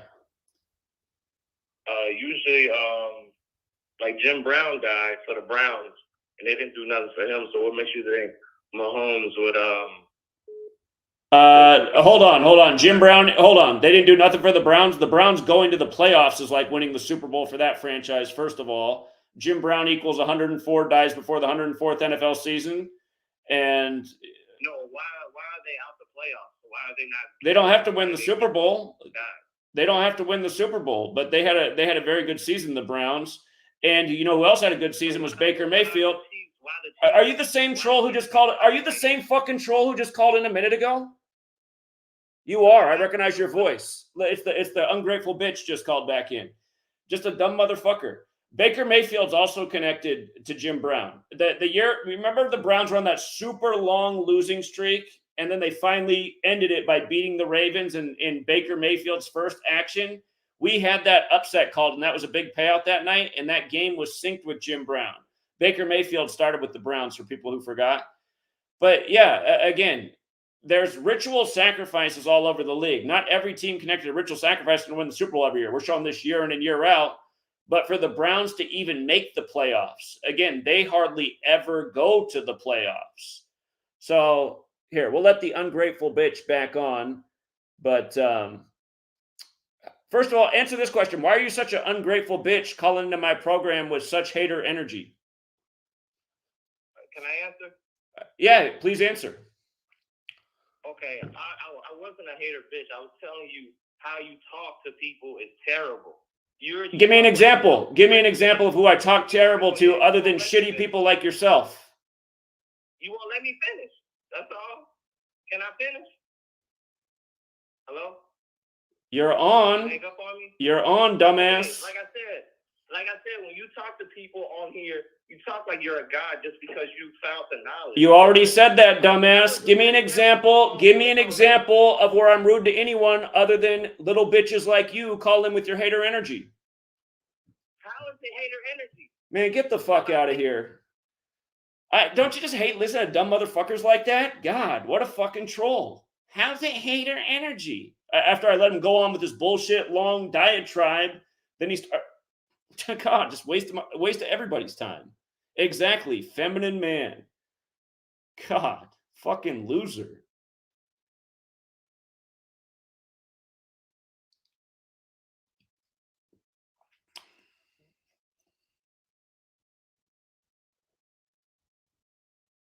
Yeah, people like him are so pathetic. God. Like I always say, the only critics I have are fucking losers. Here's a no caller ID. It might be him again. No caller ID. Hello? Hello. Yeah, I have a question. So I don't get how you have, like you say that, well, I believe the gematria real, but so Baker Mayfield equals 58. John Harbaugh was on 99 losses. Super Bowl 58 equals 99. Huh? So John Harbaugh was on 108 losses. The Tampa Bay Buccaneers equals 109. And So what's your Lamar point? Jackson's on 24 losses, and Tampa Bay was 25. So how come Tampa Bay didn't beat the Bucs and the Bucs didn't beat Ravens? They didn't face each other this week, though. What? They didn't face each other this week. I'm saying in the Super Bowl, wouldn't that make a lot of sense? Baker Mayfield equals 58. John Harbaugh's on 108 losses, and Lamar Jackson's on 24 losses. Well, the Bucs fell to 10-9 today, like 109. And again, on the same day that DeSantis drops out, which goes to my point about how politics and sports are scripted together when Ron DeSantis' name also equals 109. He's the Florida governor. So, I mean, that is the trick. You can come up with scenarios that could make sense, but it's like, you know.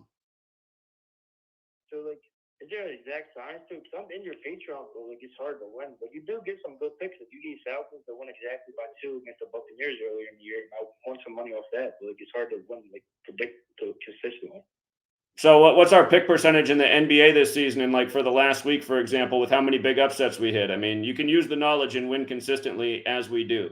NFL this year has been a bitch, but the knowledge has been great in the NBA. We've been smashing the NBA almost every single day. But you can't bet every game. It's impossible. You can't do what? You can't bet every game. It's impossible to win like that. That's why you pick the best games. Yeah, but how do you know which ones are the best games? You be selective, the consistent patterns, like 15 in Atlanta. How often does 15 lose in Atlanta? Not very often. 15 just wins over and over in Atlanta. So you learn the patterns that consistently win and you ride those. Yeah, that's all I want to say. What did I say about the Bills game today? I said Harbaugh's on 172 wins. Aren't we talking about the Chiefs in 172 every year? So doesn't it make sense that the Chiefs would play Harbaugh next? Exactly what's happening. Not to mention we called that future before the season began. Yeah, it do make sense. But I just don't get how Tampa won was because they have so many connections. But like I kept saying, did Tampa versus Baltimore sound right for the Super Bowl? It doesn't sound like the ratings bonanza that they normally want for the Super Bowl, though, does it? Like Mayfield doesn't have a whole lot. The Tampa Bay Bucs without Brady don't have a whole lot of marketing. The numbers were interesting, which you pointed out, but it didn't sound right. Yeah, I get what you're saying. Hey, one more thing. So next year's Super Bowl, it's green and purple, the logo, and it's 40 days from Edgar Allan Poe's anniversary of his death, and he died on his 40th age 40. You want to look into that? Sure. And again, it's about being smart, though. What did I say about the Lions and Bucks game, and what would happen in that NHL game afterwards? You didn't say nothing about NHL on Patreon on the 5 hour. We definitely did. If you were paying attention, we looked at the game, and I said, if Lions win today, expect Detroit to win so that both teams stay on 24 wins because Lions is 24. And I said, if Tampa wins, expect Tampa to win to get their 25th win. That's exactly what I said. Looks like we got to work on the listening skills. All right, later, man. He's no caller ID, too. He might be a troll. But, yeah, see, that's just a blatant lie right there. He said we didn't say anything on Patreon. Completely false. Go back and watch the stream. It's exactly what was said. 716. You got to mute the video. Hello? Hello? Hey, how you doing? I'm doing all right. What's up? Hey, it's Blue Raven from Buffalo, New York. I always watch your show, man. I love your show. And I love the information that you put out. But I want to disagree with you on one thing. Okay. When you say that the NFL is rigged. You're giving way too much credit with the NFL saying that the NFL is rigged, because if the NFL were to be rigged, it would be a true organic sporting event that is peppered with corruption to move the game into where it wants it to be, making it corrupt. I don't think it's a sporting event. I think it is a well-trained, oiled machine that is a giant production. I think there is nothing real in the NFL. I think it's one big script that is, when you put in gematria and everything adds up to be true. But I don't think anything in sports is real. I don't think the NFL is real at all. I think if it were to be a real life sporting event, it wouldn't be like the way it is. I think it's one big production. And when you watch the game, it says that you are watching a production. You're watching a presentation. So I really don't know what the point you're trying to make right now, because rigged, scripted, it's all the same. It's a predetermined outcome. It's sports theater. Like I always say, these people are athletic actors. That's why they're paid like actors. Right, and if you look up baseball, when they took New England Patriots to court and when they sued Bill Belichick, they said that it is a predetermined game. It is sports entertainment, and when you pay for a ticket, you're paying for a seat, and you're paying to watch the NFL as a sporting entertainment, not the actual sporting event in itself. I just wanted to put that out there, and that's that the NFL is considered sports entertainment, and they have a right to predict or make the outcomes of the game predetermined. But I love your show. I watch it all the time. God bless you, man. All right. I mean, it's no control, man. All right, appreciate it. Thank you. And don't you guys just get sick of watching Travis Kelce be wide open? I mean, how was Travis Kelce had nobody? There was no Buffalo Bills player on the screen when he caught the first touchdown. Like, how's it even possible? Probably the greatest tight end of all time has no coverage. What's up, 978? How you doing? Hey, man, I'm talking about I'm a big fan of your show, man. I'm not him, man. I'm just, and after that, that's just question. I got one thing to say before even getting into this 2000 right here. First thing off the bat, you think the Ravens are going to win it all, right? Do the numbers. Again, we'll go over the picks and the final decision on Patreon. But again, my community is mostly all sitting pretty because we've all had a future in for the Chiefs and Baltimore in the AFC all year. So. What about color coded? Because I think I figured out for the color code. What's it called? For example, like what do you mean by color? Reversible reduction, like that has a certain color. Like your reverse ordinal is a certain color. Same thing with fold. It's all like a rainbow. Like you know what I mean? So when you put the pictures, when I was looking at the color codes for the theme of the Super Bowl, it's red and purple. I knew it was going to be Ravens. Who else is purple? Obviously. Well, that's why at the beginning of the year, at the beginning of the year, just knowing that they've been doing the color code thing, we had in the future for Ravens, Niners, Harbaugh Bowl again, because it's also on 211, which is like 211, the 47th prime, and Super Bowl 47 was the Harbaugh Bowl. So, I mean, we've been on this since before the season began. Yeah, for example, if I'm bringing up stuff that shit, I already know you're tapped in. I haven't been like too tapped in. I've been watching your early videos when you were predicting like the early playoffs. So that's why I came back weeks later and I was like, oh, it all added up. That's why I'm like, you know what I mean? I'm here, man. But what's another thing, man? I'm not trying to hold up your time, man. What about? I know I'm not trying to get off topic too. I always wanted to talk to you about this. Is like when you do this numerology, right? Is it also and what's it called? Numerology. Is it also like a game to other industries like music and like entertainment and like stuff like that? You know what I'm trying to get to? Is it in all other stuff like? Yeah, it's like go back and watch our old video when King Von put out his album, or what's his name? Was that rapper's name? King Von? Was that his name? Yeah. When he put out the album during COVID time with the 64 jersey on, we said that day, we already knew LeBron was going to win the finals that year, but we said this guy's going to die for LeBron's finals, and then he died by the numbers like about a month after LeBron won the finals on Father-Daughter Day in the year that Kobe died. And so, yeah, again, it's not just that too. There's like the entire entertainment world is by this cabal code. Movies are released by this. Netflix shows, albums are put out. Again, it's all connected. It's the same cabal controlling all this stuff. Who runs that game then? Who Do you guys must all be new here. I've written books about this. The Jesuits run the whole show.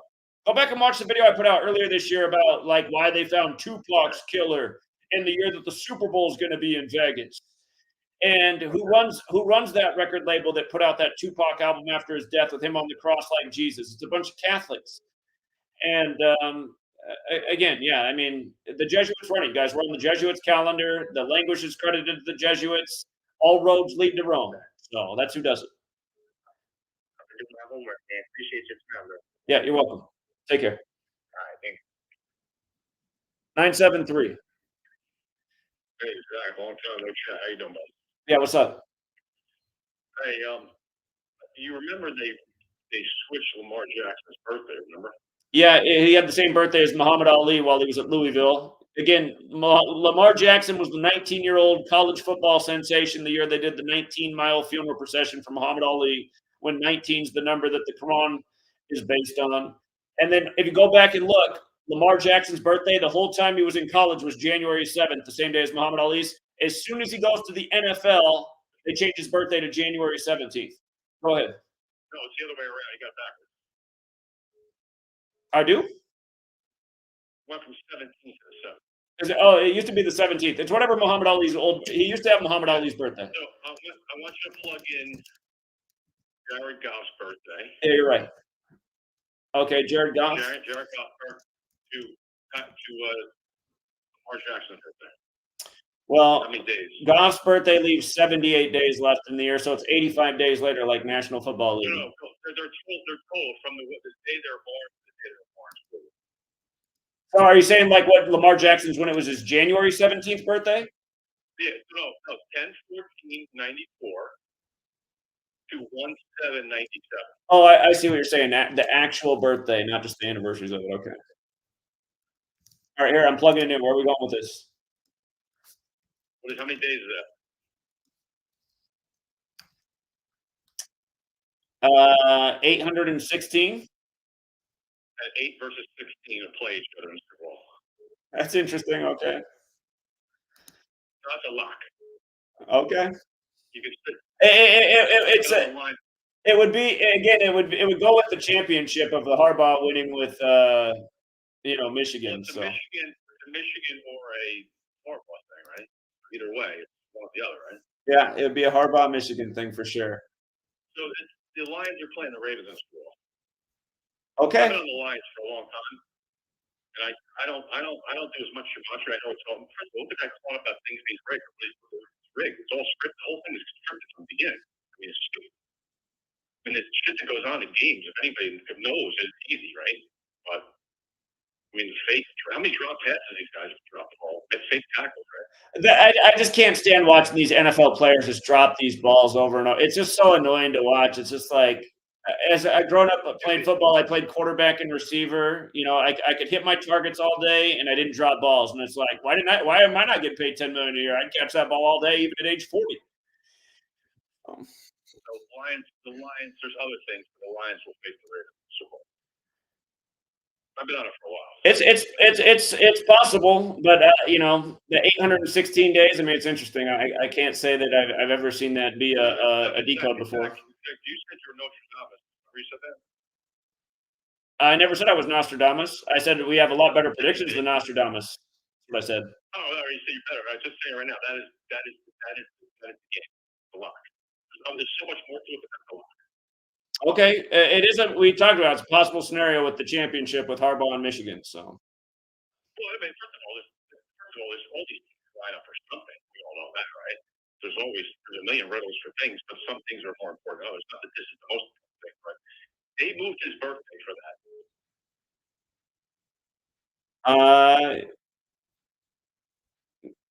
That could be why. Yeah, it's interesting. But just because it happens to be both their numbers.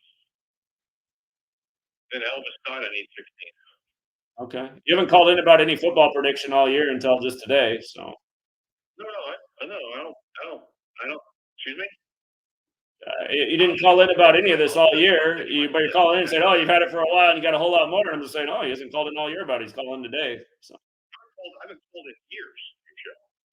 Okay. I mean, listen. It's okay. I know people troll you and different things. I know what you're talking about. I follow. I learn a lot from you.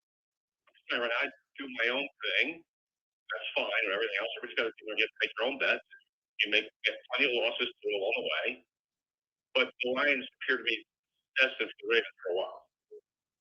Okay. So I'm riding that, but doesn't mean I don't think I had them all right. It's block you lose some bets, right? Can't win them all. Yeah, sorry, look it. All right, appreciate it. 561. Hey, what's up, Zach? SC3 on CashApp. Can you boost your volume? Hey, so I just wanted to call to elaborate on caller a few calls back. I'm like 5 minutes behind on the stream, but he was basically saying just how everything's 100% fake in the NFL and whatnot. And I think what he was basing that on, and it crossed my mind a couple months ago too, is when they offer the pre-credit or the post-credit to the actual game, it's very motion picturesque. And I think that's very telling. The average viewer, not so much, but I think that's what he was trying to go with that. Okay. So that I was just basically trying to offer clarification because I knew exactly what he was trying to articulate to you. So. Sure. And just here, take a look. Just the simple things, you guys. Look at the winning scores yesterday of yesterday's games. 31 and 27. What's that add up to? 58. What are the winning scores of today's games? 34, or actually yesterday was 34 and 24, my bad. Yesterday was 58, and today is 31 and 27. Today's 58. So. Yeah. All right, well, keep doing what you do, Zach. All right, appreciate it. Yeah. Year in and year out, just rituals like this. And you can see all is number. And it's just like the Masons. Again, these American sports accredited Masons, what do they etch on their temple? All is number. 708. Yeah, with the caller about the Lions and Ravens, you see how you didn't know about that and he gave you that 816? You don't know everything, Zach. Oh, okay. Thanks for the call again, troll. He hung up on himself this time. And again, I mean, the thing is, has anybody ever seen a decode like that be helpful in a sports game before? Because I've never heard anybody say that that's like the winning clue ever. And again, as far as I know, there's nobody else in the world who's nailed more futures. And again, if you know anybody else who has, let me know. But you're probably not going to be able to do it because I don't think it's possible. What's up, 412? Hey, what's up, bro? Hey, what's the winning numbers for the Powerball and Mega Millions, you fucking simp? Who's the simp? Yeah, thanks, troll, who hangs up. God, these losers. But yeah, you guys, I mean, also, it's an unfortunate world that we do live in, you know? It is an unfortunate world. Again, you can turn into some bullshit-ass live stream, getting no knowledge, learning nothing about nothing. It's probably about making fun of other people. It's probably about nothing but talking shit. And that live streamer who's doing nothing positive for the world other than maybe entertaining people, which is what everyone's problem is. They're so hooked on entertainment, they could care less about knowledge. But you'll see that there'll just be so much viewership. There'll be so much financial support from the chat. There should be a bunch of people right now who just landed a huge future. Again, we've had Chiefs and Ravens all year pegged in the AFC, and we've made $40 in donations, which isn't that great. What's up, 202? How you doing? I'm calling from the Masonic City. Yeah, what's up? Professor. I just don't know how people just like it's almost like our memory has been just washed. This is all ancient Italy shit. You know, like we've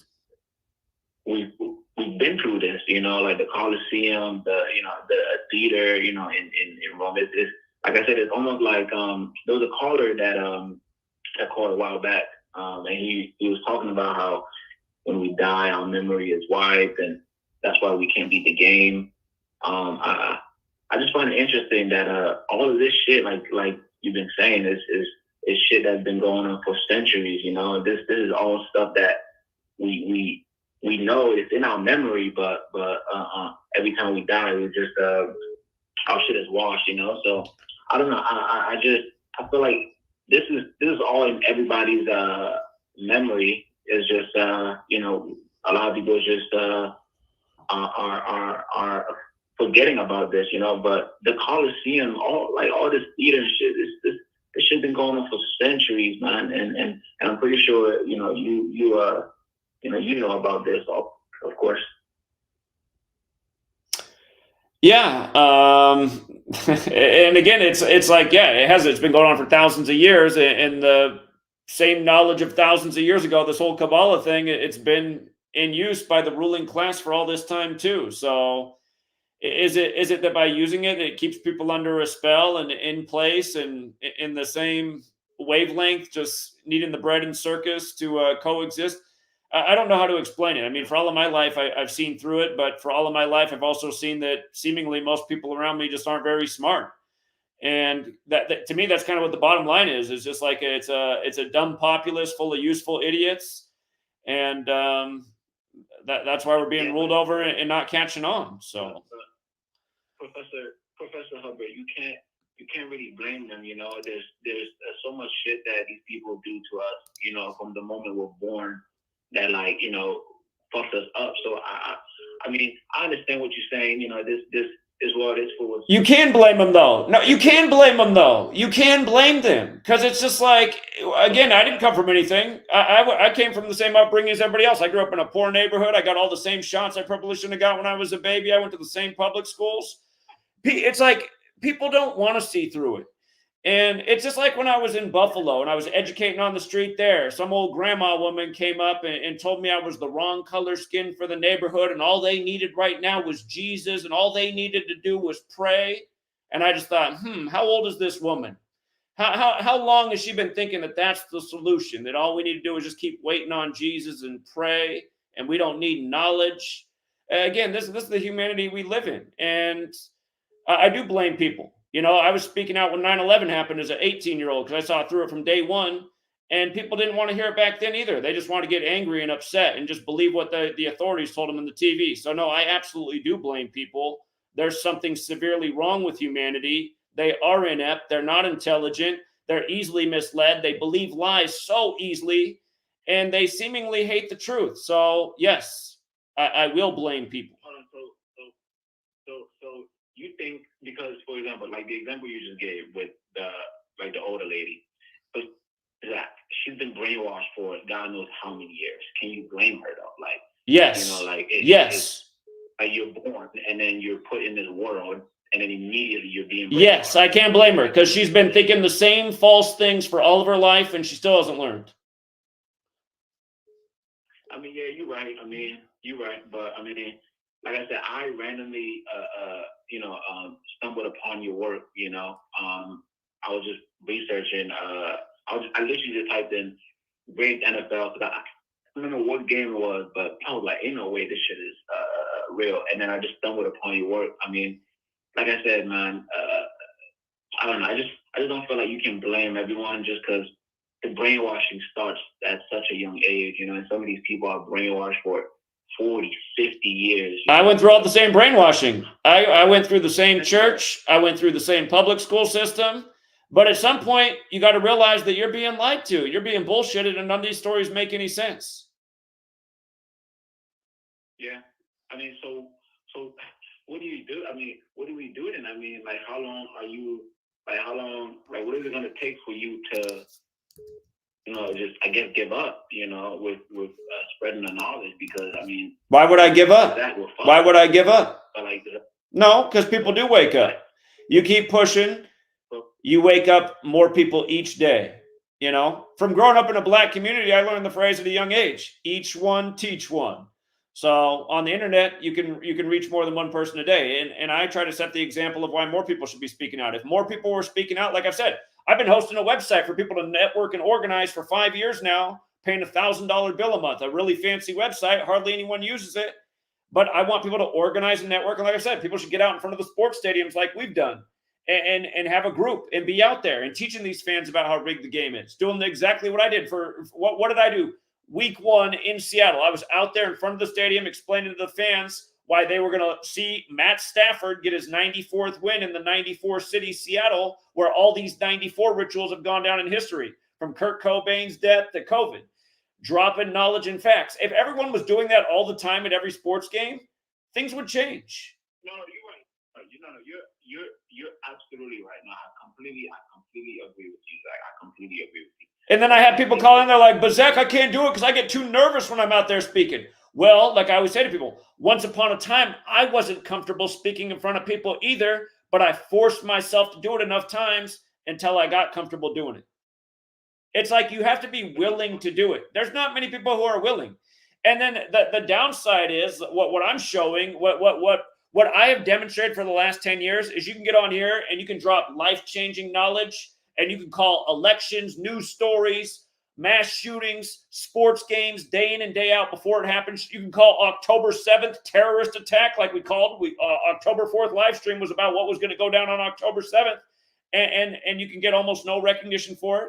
And almost no one can give a shit. And almost no one can get behind him financially support. And then another YouTuber right now, he's just showing clips of OnlyFans girls and making fun of them, and he's probably raked in $5,000 in the same time I've been on here and made $40 when people should be tipping left and right based on another future being called. So, I mean, a lot of people would quit if they were me based on and for people who don't know, I used to get really good views. Back in the day, we would have had 10,000 people on this live stream back in 2016, 2017 before all the deletions and censorship. But it is frustrating, just, and again, I blame humanity. Why are people willing to donate to some YouTuber who makes fun of OnlyFans girls, but not the guy who gets out and drops knowledge that could change the world? Again, that's an inept society. So I do blame humanity. That's also, people get mad at me.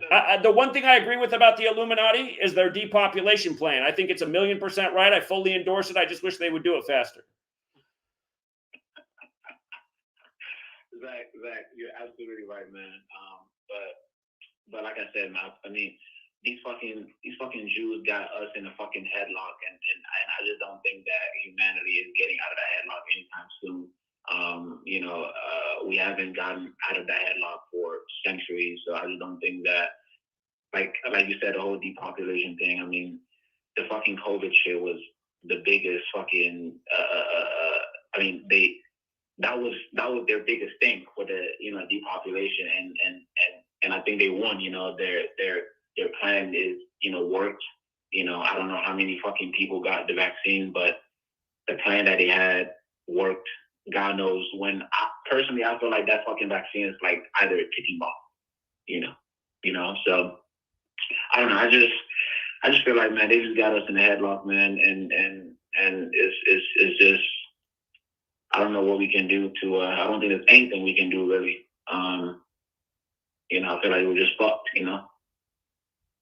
Yeah, I mean, we could be, but again, if more people stepped up to the plate and spoke out and tried to make a difference, you would see things start to change. I spent in the time of the pandemic. How many days was I on a street corner somewhere telling people what was up? We were out there from March 13, 2020, standing in the freezing cold and rain in Seattle outside the Bill and Melinda Gates Foundation, explaining to them what was coming about Event 201, what Bill Gates said in 2010. We were dropping all that information. Had everyone been doing that all over the nation, things would have been different. So. Yeah, but they're literally the military. They have the guns. They have everything. I got guns. I got guns. You can have guns. But if anybody goes against their agenda, eventually that person either gonna get killed. There's way more of us, man. The military. There's between military and police. There's about 3 million in the U.S. There's about nearly 400 million people that live in the U.S. and the vast majority are adult age. So there's way more of us. So you think everybody was going state to state, stadium to stadium?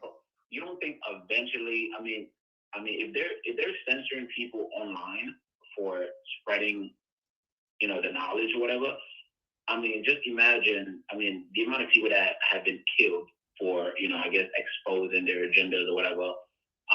It's a lot, And I just feel like, yeah, you're right. If people would have done that stadium, state to state, eventually, those people will be removed. I mean, just think about it. If you have a plan to rule the world and you have this fucking peasant trying to ruin that. You just get rid of him, you know. So I don't know. I just feel like we're fucked. We've been fucked. These fucking sports league is just a tiny percentage of what's really fucking going on, you know. And yeah, I don't know. That's just my thought, man. Again, there's an old caller that said we're recycled souls. And the reason we can't beat this game is because our memory get washed every time we die. And I mean, it just makes sense. I mean, that's probably why they want to, you know, depopulate the fucking world, so we don't fucking come back after we die. You know, I don't. That's just my theory. I don't know what you think about that. Yeah, it's interesting, but anyway, man, I appreciate the call. Thank you. Let me just think about it. Like, they're literally trying to stop reproduction with the transgenderism and everything's about depopulation. Every agenda they're plugging is about depopulation. I make that point all the time. Yeah. Anyways, you know, keep up the good work, man. I'm glad I stumbled again. I'm glad I stumbled on your work, man. It's just, I know it's tough. You know, I wasn't here fucking 5-10 years ago when your shit was fucking popping, but I'm glad I stumbled again. Your work, but I feel like it's been too late, you know. Yeah, it might be. So, all right, appreciate it, man. Thank you. Yep. All right. 267. Yeah, hey, what's up, Zach? Yeah, what's up? I wanted to call in and say I love your work and everything like that, and to say that everybody in this world is so consumerized. They don't care. They'd rather have their sports league, everything catered to them, everything given to them, like without doing any hard work or to be brainwashed, so they can continue with their main agendas to keep us stupefied. So when people like you try to expose it, that's why you get all these assholes that call you and try to troll you all the time. And it's really fucking stupid. And it's sad that you, like you always said, that you always have to go through sports to try to get this knowledge out, because we're so fucking stupid that we don't want to look into the bigger picture that you're really trying to expose here. And it's sad to see that we have to talk about these scripted games just to prove that people are being exploited. We're all being dumbified. We're all being set up to be tortured or whatever they want to do to us. Then we have to go through sports. And still, even with sports, when you try to expose it, people still give you shit about it. And they don't want to come on, the real people that do it, they don't want to come debate you one-on-one. Or if they do, they'll send these morons to try to channelize you all the time and call you and hang up and all these fake-ass numbers. It's just sad to see that it has to come down to this for you to try to, for people to wake the fuck up, you know? Yeah, I believe me, I know, but I appreciate it. Thank you. All right, man. All right, have a good night. What's up, 404? Hey, Zach, how's it going, man? It's going all right. I just wanted to call in just to give you some more some encouraging words, man. With the previous caller that you had with the defeated attitude about standing up to what's going on, the wrong approach to it. It's obvious where your passion lies. It's more than just sports predictions and all of that. I've been calling in for past 2 weeks. Like I said, another week, another good prediction. You helped me out a whole lot with the Kittle touchdown and today. It's not even about that. I understand that your passion lies beyond the sports predictions. And just want to keep you encouraged, man. I'm digging myself out of debt right now with your help. I subscribe to your Patreon, and I plan on providing more financial support in the future. But I just want to give you some words of encouragement, man. You helping us, bro. I told you, whatever you need from me, I'm here. So, man, just keep doing what you're doing. I understand. But, somebody made a statement about the most important savants usually remain unknowns until after their time. So I just want you to stay encouraged, man. Don't let any of the trolling or anything defeat your attitude about what you're doing, man. Oh, it doesn't at all, man. I've been dealing with trolling nonstop for a decade now, so it's part of the thing. Yeah, man. Wherever you show up, bro, let me know where you're going. I'm there, bro. Like I told you, I'm here in Seattle area. Anything you do out here, bro, I got your back, man. Just calling again to thank you once again this week. Don't let the haters stir you up, man. Sure. Have a good night, When the bro. weather gets better, I'll be back out in Seattle. I always go down by Pike's Place, is where I set up the speaker, because that's where all the tourists are at. So we'll be out there when spring comes around. I'll be there with you, bro. Don't worry about it. I'll be right there with you, man. Thank you so much for everything, man. Looking forward to it. All right, take care. What's up, 214? Hi, Zach. My name is Darnell. I called in. I wanted to let you know you're doing a wonderful job. I really appreciate what you do. I hope you never give up. I talk to people about you all the time, especially when I go to the barbershop to get a haircut. At first, people thought that I was crazy when I would talk to them about sports and let them know what's going on, let them know about sacrifices and stuff like that. Speaking of which, the last time I was at the barber shop, it was just before Thanksgiving, and I had everybody in there stopped and listening, because they always ask me what's up with football, and I just tell them all season. I said, Ravens or Chiefs in the AFC, just watch. So next time I go in there, I'm getting due for a trim. They'll be like, oh, you're right again. I was telling them last year the Chiefs were going to win that thing. So yeah, the barbershop is a great place to talk to people. People are there for a conversation. So yeah, go ahead though.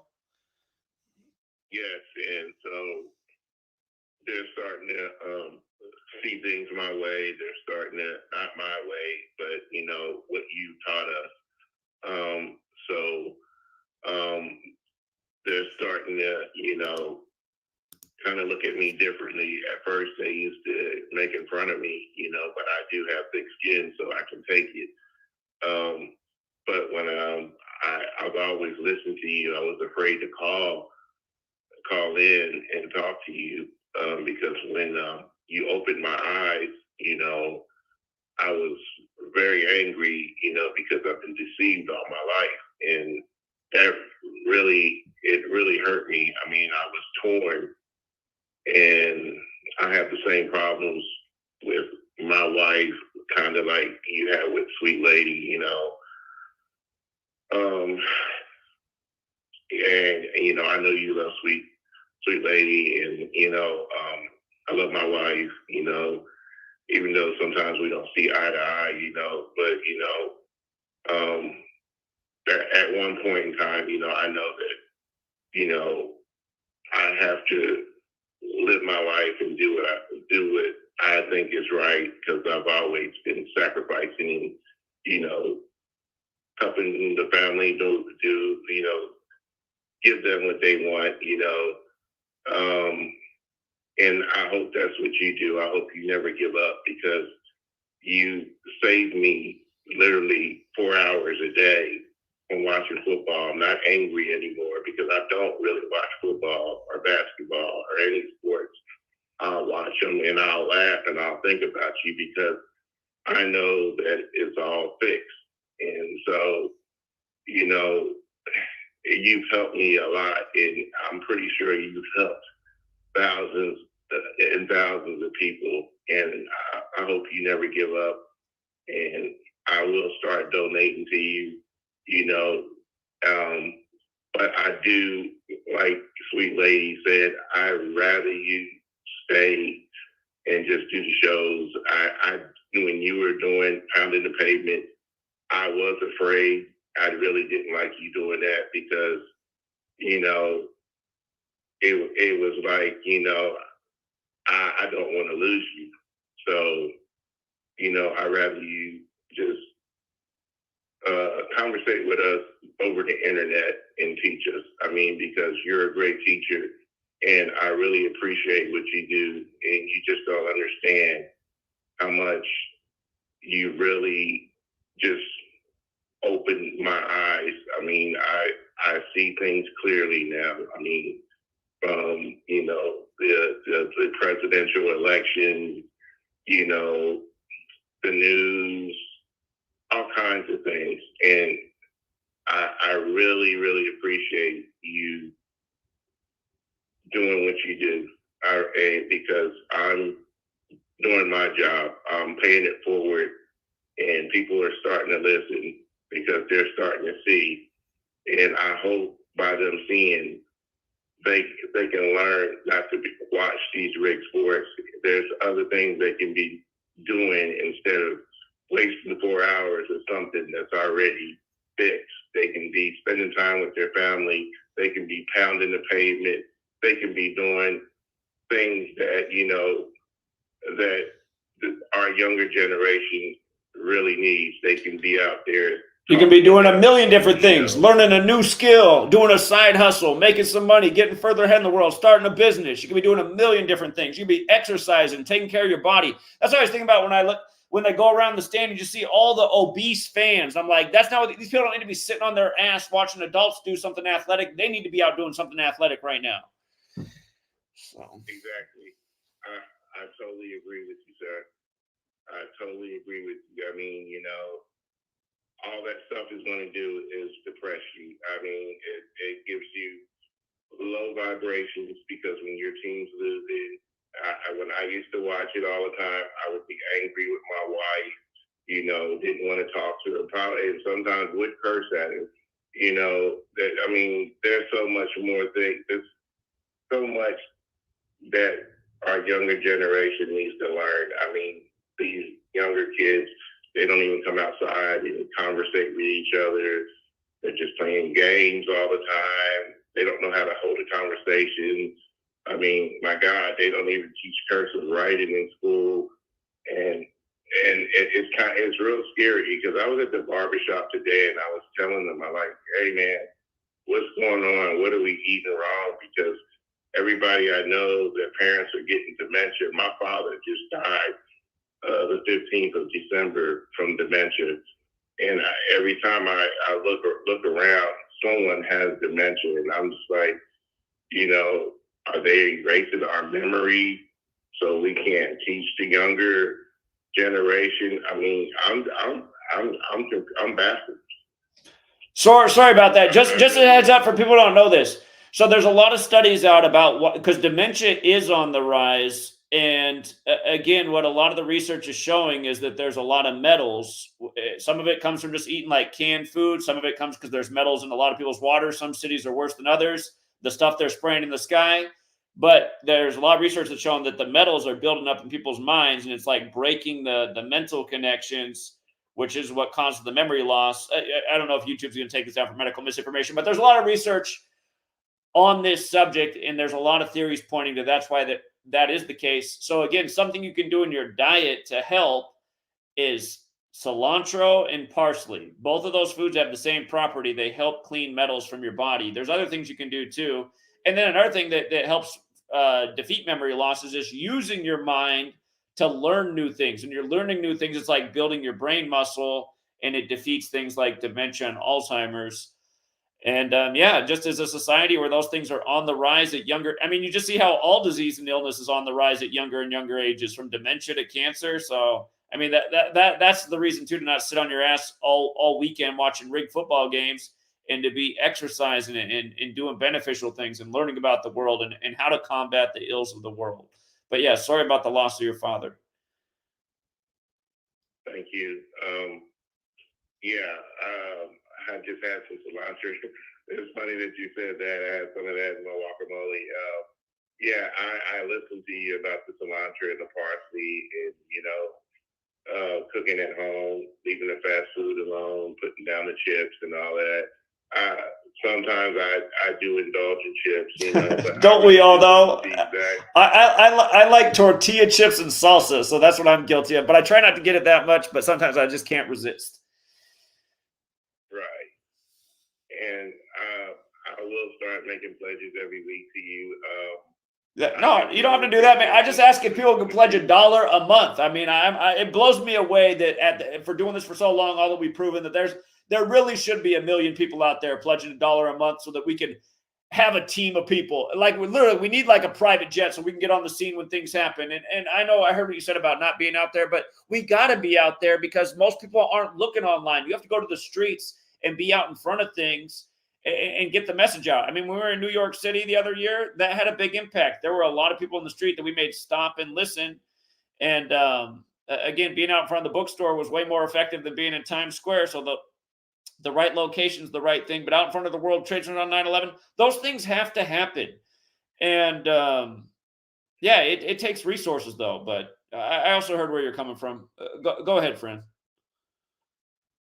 Well, yeah, I totally understand that, pounding the pavement and, going places. But, I would just like, if we all, all of us that listen to you, that we can all donate, so you can, when you do travel, that you do have safety, that you can afford security guards and all that. The reality is there hasn't been any dangerous situations really when we've been out on the street. Well, I mean, it's been few and far between. When I was out on the corner of Yakima for a long time, it got sketchy the last few days, which is why I wrapped it up, because it was obvious that somebody was sick of me being out there, so they were having people come out and harass.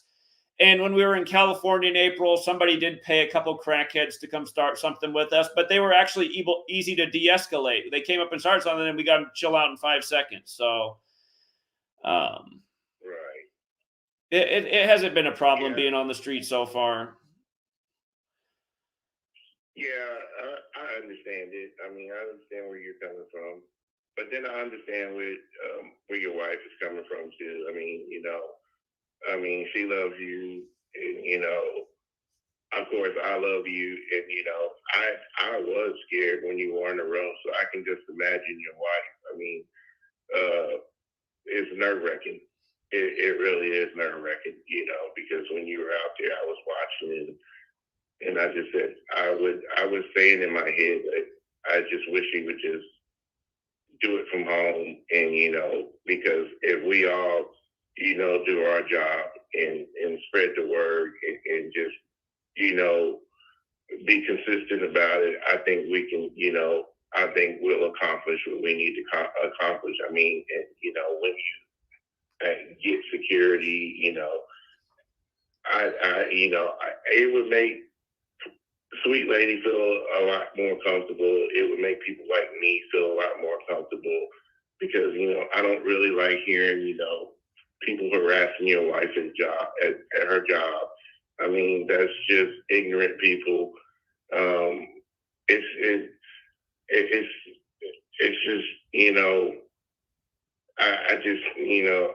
I can't stand it.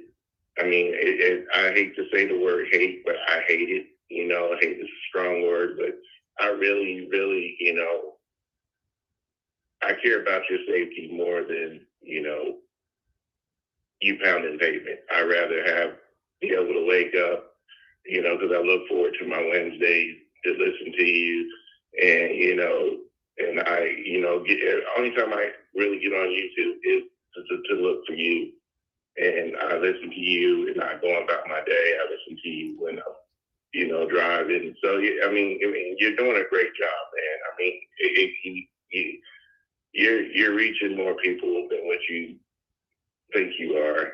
I mean, because it took me like 2 years to get, just the confidence to call you, because I was afraid to.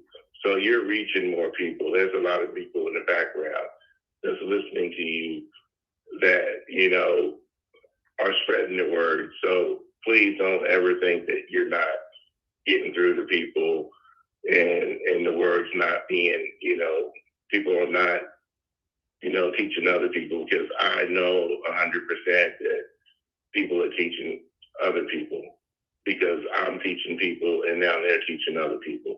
So I know what you're doing. You're doing more than what you think you're doing. You're a pioneer, and I just want you to keep up the good work. All right, I'll do that. I appreciate the support and the nice words. Thank you. Thank you, and you have a nice night. Yeah, you too. Take care. All right. Yeah, support's way down, so I'm probably not gonna be traveling anywhere anytime soon. But what are you gonna do? 202. Hey, Zach, I'm calling back. I just want to let anybody know, everybody that's listening to chat, people are just very ungrateful, like you guys have this man, coming on here really exposing the world and just the negativity you receive, man. These fucking humans, man, fucking ungrateful, man. The last caller, he's right, man, because first of all, you're putting your face online, and you're exposing the truth. Like they could have gotten rid of you a long time ago, So yeah, man, just keep your head up, man. But these fucking ungrateful humans, man. You had the balls to come on here and expose this shit, and like that you could literally be murdered for this. Like, this, right? Like they have gotten rid of people that have tried to expose their agendas, and just for people to just come on here and troll you with all this negativity. It's sad, man. It's sad. But anyway, that was all, man. That was all. All right. Appreciate the call. Thank you. I have had to put up with a lot of bullshit in the time I've been doing this. I've had some weird shit happen, like cars crashing through the house, etc. What's up, 269? No, they hung up. Oh, they're calling again. 269. Oh, I see. It must be a troll. They call, and then I pick up, and then they hang up, and then they're calling again. Here, I'll just put your phone number out there so people can troll you. Anybody bored that wants to troll the troll? Let's try it out. 269-769-41. Here, I'll give them one more time if I give out the last digit. Oh, I pick up and they hang up again. All right, now you're here. Anybody wants to troll the troll, here's their number. Why do you keep calling and hanging up? I didn't mean to hang up the first time, but how you doing, man? I just want to discuss this. Like, I wanted to ask you, how did you get into your work? Because it's just like so much information, and like all the pieces you put together is just amazing how you did it. So I just wanted to ask you, like, how did you actually start? I started with 9/11. I said, okay, it's not an accident that there's a national emergency on 911. What is it with numbers? And then I just started to notice there's something with numbers. Around that same time, George W. Bush became the 43rd president. It came down to his Florida, where his brother was the 43rd governor, and his dad was the 43rd vice president. So I was just looking at all these little number things, and I was like, what is it about numbers and patterns and rituals? And finally, I found the word gematria, and I was like, okay, practice coding numbers into words. And I started looking at that, and I started to see right away, from news to sports, there was something to this gematria thing, and the rest is history. So, bro, I just want to say, like, this might sound funny, but like, you could be a part of how great you are. You could be a part of the Kabbalah and what they doing around there. You could be a part of it. Like, who's to say you not? Like, they haven't done anything to you. You out here just, bro. You could. Well, how can you say they haven't done anything to me? Do you know everything that's happened to me? I actually don't. So you probably. Yeah, I had a lot of weird things happen to me, man, including not being able to work in my profession anymore, cars crashing through my house on Christmas Eve, getting all kinds of weird threats, getting arrested on my own property for nothing, having the FBI come out to my house. Had a bunch of weird shit happen. Bro, you brave. You brave. I don't even use the word brave anymore, but shit, you definitely deserve that term, bro. Like, for real, like. Yeah, no, I mean, it's been a whole bunch of consequences. I didn't even say the worst thing that happened. In 2014, a year after I started teaching this, I lost the business I had, which was a moneymaker. I had a legitimate weed delivery service that made a lot of money. It made over $1,000 profit a day. I lost that business for doing this. Yeah, bro, and I know this might, I don't know, I know they always trip about religion and things like that, but like, shit, I even question, like, I always, just how you say you questioned everything. I always questioned everything and had a problem with authority too. So I look at religion, I'm like, shit, I don't believe shit that they put in that book, or or whatever the fuck, because they could easily alter a lot of the shit. Like I just look at shit differently, man. I believe in that. You know what I'm saying, bro? Like not that I believe in you, like bro. I just believe in your work, bro. And like, bro, you great as fuck, like dead ass, bro. You can really charge. You can charge a lot of money for this information. Like you don't have to do free screenings every day. Like I'm pretty sure you already make a lot of money off the things that you do right now. But shit, you can make like way more. Like this shit, it's just unbelievable how free it is. Like how the fuck, you know what I'm saying? Like how the fuck did you not with them? You just passing off this free information. Like this shit, you're giving everybody a meal ticket. Like you're giving everybody ways to eat. Like you're feeding everybody, bro. Well, that's the idea. I'm trying to help more people come up. I ain't gonna hold your time up. Yeah, again, that's why when people start bitching about the small amount I charge, again, I'll always go back to the fact that I did it for 5 years every single day for free and help people win a lot in that time. We nailed a lot of futures. And the funny thing is, back when it was free, we also wanted a higher percentage. And that the reason that is because more people have learned what we're doing. The casino, again, USA Today wrote their article about me January 2016. That article is 8 years old now. So that's how long they've been aware that I've been exposing this. And that's why things have gotten more challenging. Things are not as consistent as they used to be, but at the same time, it's still the Gematria game. It's still rigged this way. It's just like in years past where 31 in Houston would play for us in every game all the time. It just doesn't play in every game. And in fact, this year it burned us a lot of times. But anyway. Man, bro, I'm pretty sure shit, any better or anything you fucking with any sports, you're gonna get burned, shit. But at least the point is you learn why the fuck you lost type shit. Like exactly. It was just a bad beat. You don't know you're not even paying attention.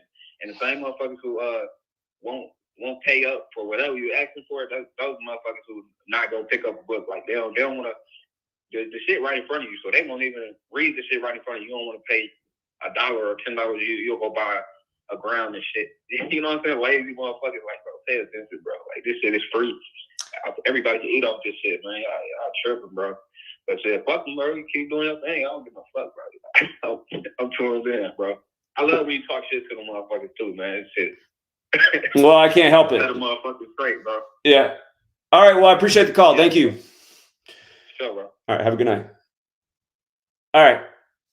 I got to wrap this thing up. But yeah, I mean, just look right there. You want just your friends and family. Just show them how the winning scores on Saturday and Sunday added up to 58 points. And if they're like, so what? Then you just already know they're brain dead. Right away, it should make you go, that is interesting. You're a Super Bowl 58. The winning scores are 58 points on Saturday and Sunday. What's up, 224? Hey, what up, Zach? How you doing, man? I'm doing all right.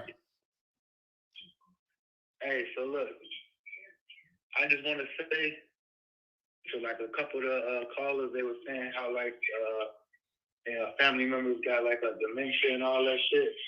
So a lot of that shit, as far as like the brain and you being able to like remember shit, you have to go on semen retention. You got to do what? And you have to practice semen retention. To memorize things? This is like, huh? To memorize things, you got to do semen retention? Yes, bro. Look, that's why they push sex so much, man. Everything is sexualized, from the fucking cartoons our kids watch, from all the commercials we see on TV. That's why they push the food. You have to do semen retention and you have to fast. The human body is not designed to eat 3 meals a fucking day. I'll endorse the fasting thing. Again, people need to look into intermittent fasting and eating in a 6 to 8 hour window a day. Absolutely. But I'll just put it this way. I've been over here with Sweet Lady the whole time, and we haven't been practicing semen retention, and my memory's pretty good. So to each their own. Hey, I'm telling you, bro, like when like us dudes be out here just fucking all these girls and beating off and watching porn, bro, like I agree. I agree. I agree that it can definitely get toxic, but I'm not sure that semen retention is the key to having a good memory. But hey, if that's working for you, man, do it. Hey, Zach, bro, I'm telling you, it's like, cause like I've been like practicing this for like 6 months now, and I'm able to like remember shit that happened when I was like 1 year old, bro. Okay. Like I'm getting like these like, huh? No, I'm saying, well, all right, maybe there's something. I definitely don't remember much about when I was 1 year old. So. Hey, Zach, look into it. Okay. Look in, bro. I might be without Sweet Lady though. Whoa, man! If I want to remember back when I was 1, I might have to lose Sweet Lady. All right. And look, it might even help you with like your sports stuff too. You know what I'm saying? You never know. You just never know. All right. You called it. I'll look into it. I'll see what Sweet Lady thinks. All right. Thanks, man. What's up, 202? Hey, Zach, tell me about weed delivery service you had going on, because you know, I'm here in the Masonic City, and you know, weed is very popular out here. So, tell me more about this weed delivery service. Well, I set it up in 2012 when it got legalized in Washington State. So I mean, you had to seize the moment because it was a first mover type of thing. You wanted to be an early business with name recognition. So. I mean, it was a timing thing. I couldn't set it up now and achieve what I did then because now there's just too many businesses. Hold on, so you were doing the delivery, but you? I made the business. Yeah, I created the business. I got the lawyer. I got the paperwork. I made sure everything was legit, business license, all that. Oh, so you were the one actually driving, delivering all that? Yeah, and I had 2 employees. We were doing a lot, man. We were producing. I mean, we were buying from other people. We were running the full business. So. Yeah, because out here the weed is popping out here. There's no delivery service like people like so you basically driving to the motherfucking cribs and delivering that shit. Indeed. Okay. Thank you. Now that's all. Thanks. All right, man.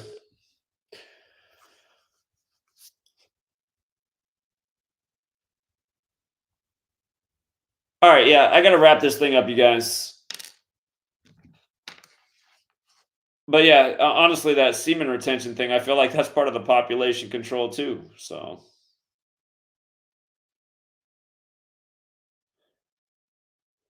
All right. We'll leave it there for now. And again, you guys want to talk about the conference championships next week? Join us on Patreon. We'll be talking NFL, NBA, and other sports along the way. So we got the show Monday through Friday. Starts at 11 a.m. Pacific, 2 Eastern. If you can't watch it then, you can watch it anytime after. It's a live stream then, but then it stays up. You just watch it when you can. And yeah, we'll be covering all the different sports. Before long, it'll be spring training again and March Madness. So anyway, let me say thank you to the super chatters. Shout out to Rusty Shackelford. They said, thanks again for the wins tonight, Zach. Sub to Patreon, everyone. I appreciate that, Rusty. Shout out to Open Up. Always generous. Said people should be able to change their perspective after learning new information. Cognitive dissonance rules the minds of the masses. Indeed, it does. Cognitive dissonance, man, that is the problem. John Mendoza, always generous, says, I'm with you, Zach. I grew up religious, just going along with the crowd. I wasn't always the smartest in the class, yet I still get this knowledge. Indeed, I mean, if it wasn't for cognitive dissonance, literally everyone would get this knowledge. Like I always say, you could teach this to a second grader. That's not an exaggeration. Second graders know how to read and write. They're learning, and they also know how to do basic addition. And that's what this is. Shout out to Jared Jaguar, who chipped in with the 444. Thank you again, John Mendoza ×2. Shout out to Eric Meller, said 322nd year of Yale in Batman Dark Knight Rises. The Ravens are playing. The kicker's name is Ravensthal, which definitely makes you think of the Ravens. Plus, they're playing the actual Steelers team, who are in the division with the Ravens, the AFC North. So, yeah. Rusty with another one said, Zach, I was 226. I am not a troll. I love your work. Okay, yeah, I don't know what happened because I swear it was 226 that was trolling. I guess you guys were just calling at the same time. Weird coincidence. You are welcome.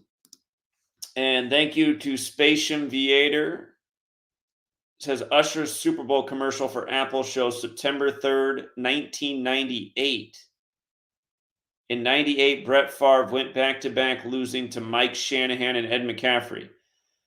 Interesting, because now his son coaches the 49ers, and Ed McCaffrey's son's on the 49ers. I got to look that up. That's very interesting. And September 3rd, that day can be written 3-9. If the Niners do win the NFC Championship, they'll have 39 wins in the playoffs. And then Usher did perform in Super Bowl 45, which the Packers won in light of your Brett Favre. Was that 98? What Super Bowl would that have been?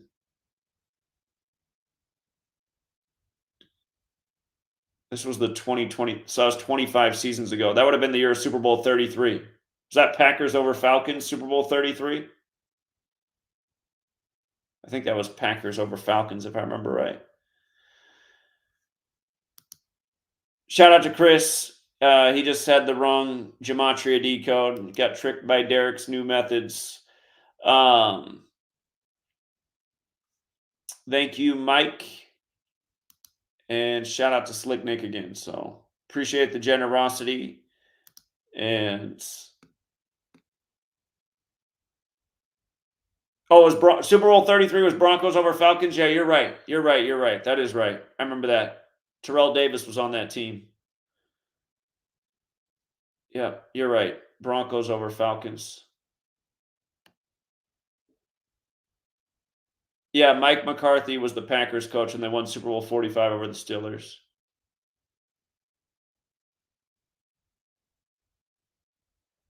Yeah, it's sad the way the fans get emotionally involved in these rigged games and they don't know any better. I just don't understand like how people just can't see through these rig leagues. It's just so obvious. And notice Bill Belichick, who won his 6th championship at age 66 in the Falcons building, goes to the Falcons on 119. And Falcons equals 119. Flying thing. 119, the other way to write the date, the 11th of September. A blackbird like a raven, which is interesting. Ravens won the Super Bowl before 9/11. Patriots won it after with Belichick. But yeah, here, just one quick thing just about the scores. Again, the Niners got their 28th home playoff win beating the Packers. And they've been syncing up Jordan Love with Michael Jordan. And the Packers, see again, Packers 28 the most pure. Niners got their 28th home playoff win. Last week, Mike McCarthy got his 28th loss with Dallas. But the Packers season did end 28 days before Jordan's birthday on the 48th day of the year. And remember, last week, the Packers beat the Dallas with 48. And they were up 26-0 on the Cowboys, the Packers, on the pick six by number 26 when Jordan equals 26 and Jordan Love was the 26th pick of the draft. But the Ravens beat the Texans with 34. Texans is 34. Maryland is 34. Ravens always winning with 34. Won both their Super Bowls with 34. Last one was on the 34th day of the year, the Harbaugh Bowl. And again, that Harbaugh did just win the championship for Michigan 34 days before the Super Bowl with 34 points. The Chiefs beat Buffalo with 27. Buffalo's 27. And the Lions, they probably scored 31 for the combined 58 points since, again, the Sunday and Saturday winners added to 58. But the Lions passed through 24 again, and last week they scored 24 points. And now the Lions face the 49ers on 24 losses. The Niners are on 24 playoff losses. Jared Goff played at Cal in the Bay Area. So the Bucs went for 2 for no reason and didn't convert, and then they didn't cover the spread because of that. But again, that was the one game we lost on today, Lions and Bucs. I thought Bucs had a chance to upset, and we did know that game was shaky because there was good narratives both ways. But like I said, once that game's over, depending on that game, you'll be able to pick the NHL game because Tampa and Detroit play in the NHL. And again, you go look, the Tampa-Detroit game, they're both on 24 wins now. And that's what we said. We said if Lions win, expect both teams to be on 24 wins by the end of that hockey game. And again, we said if Tampa won, Tampa could have won and got their 25th win, but they stayed on 24 while Detroit picked up their 24th win. And that's how you can see how that all the sports leagues are connected too. They're all scripted together. So playing on the same day, same numbers.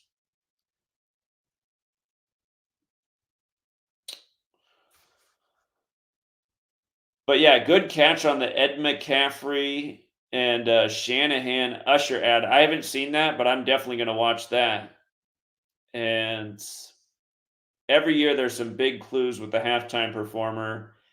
And yeah, that sounds like one. So I will definitely look at that.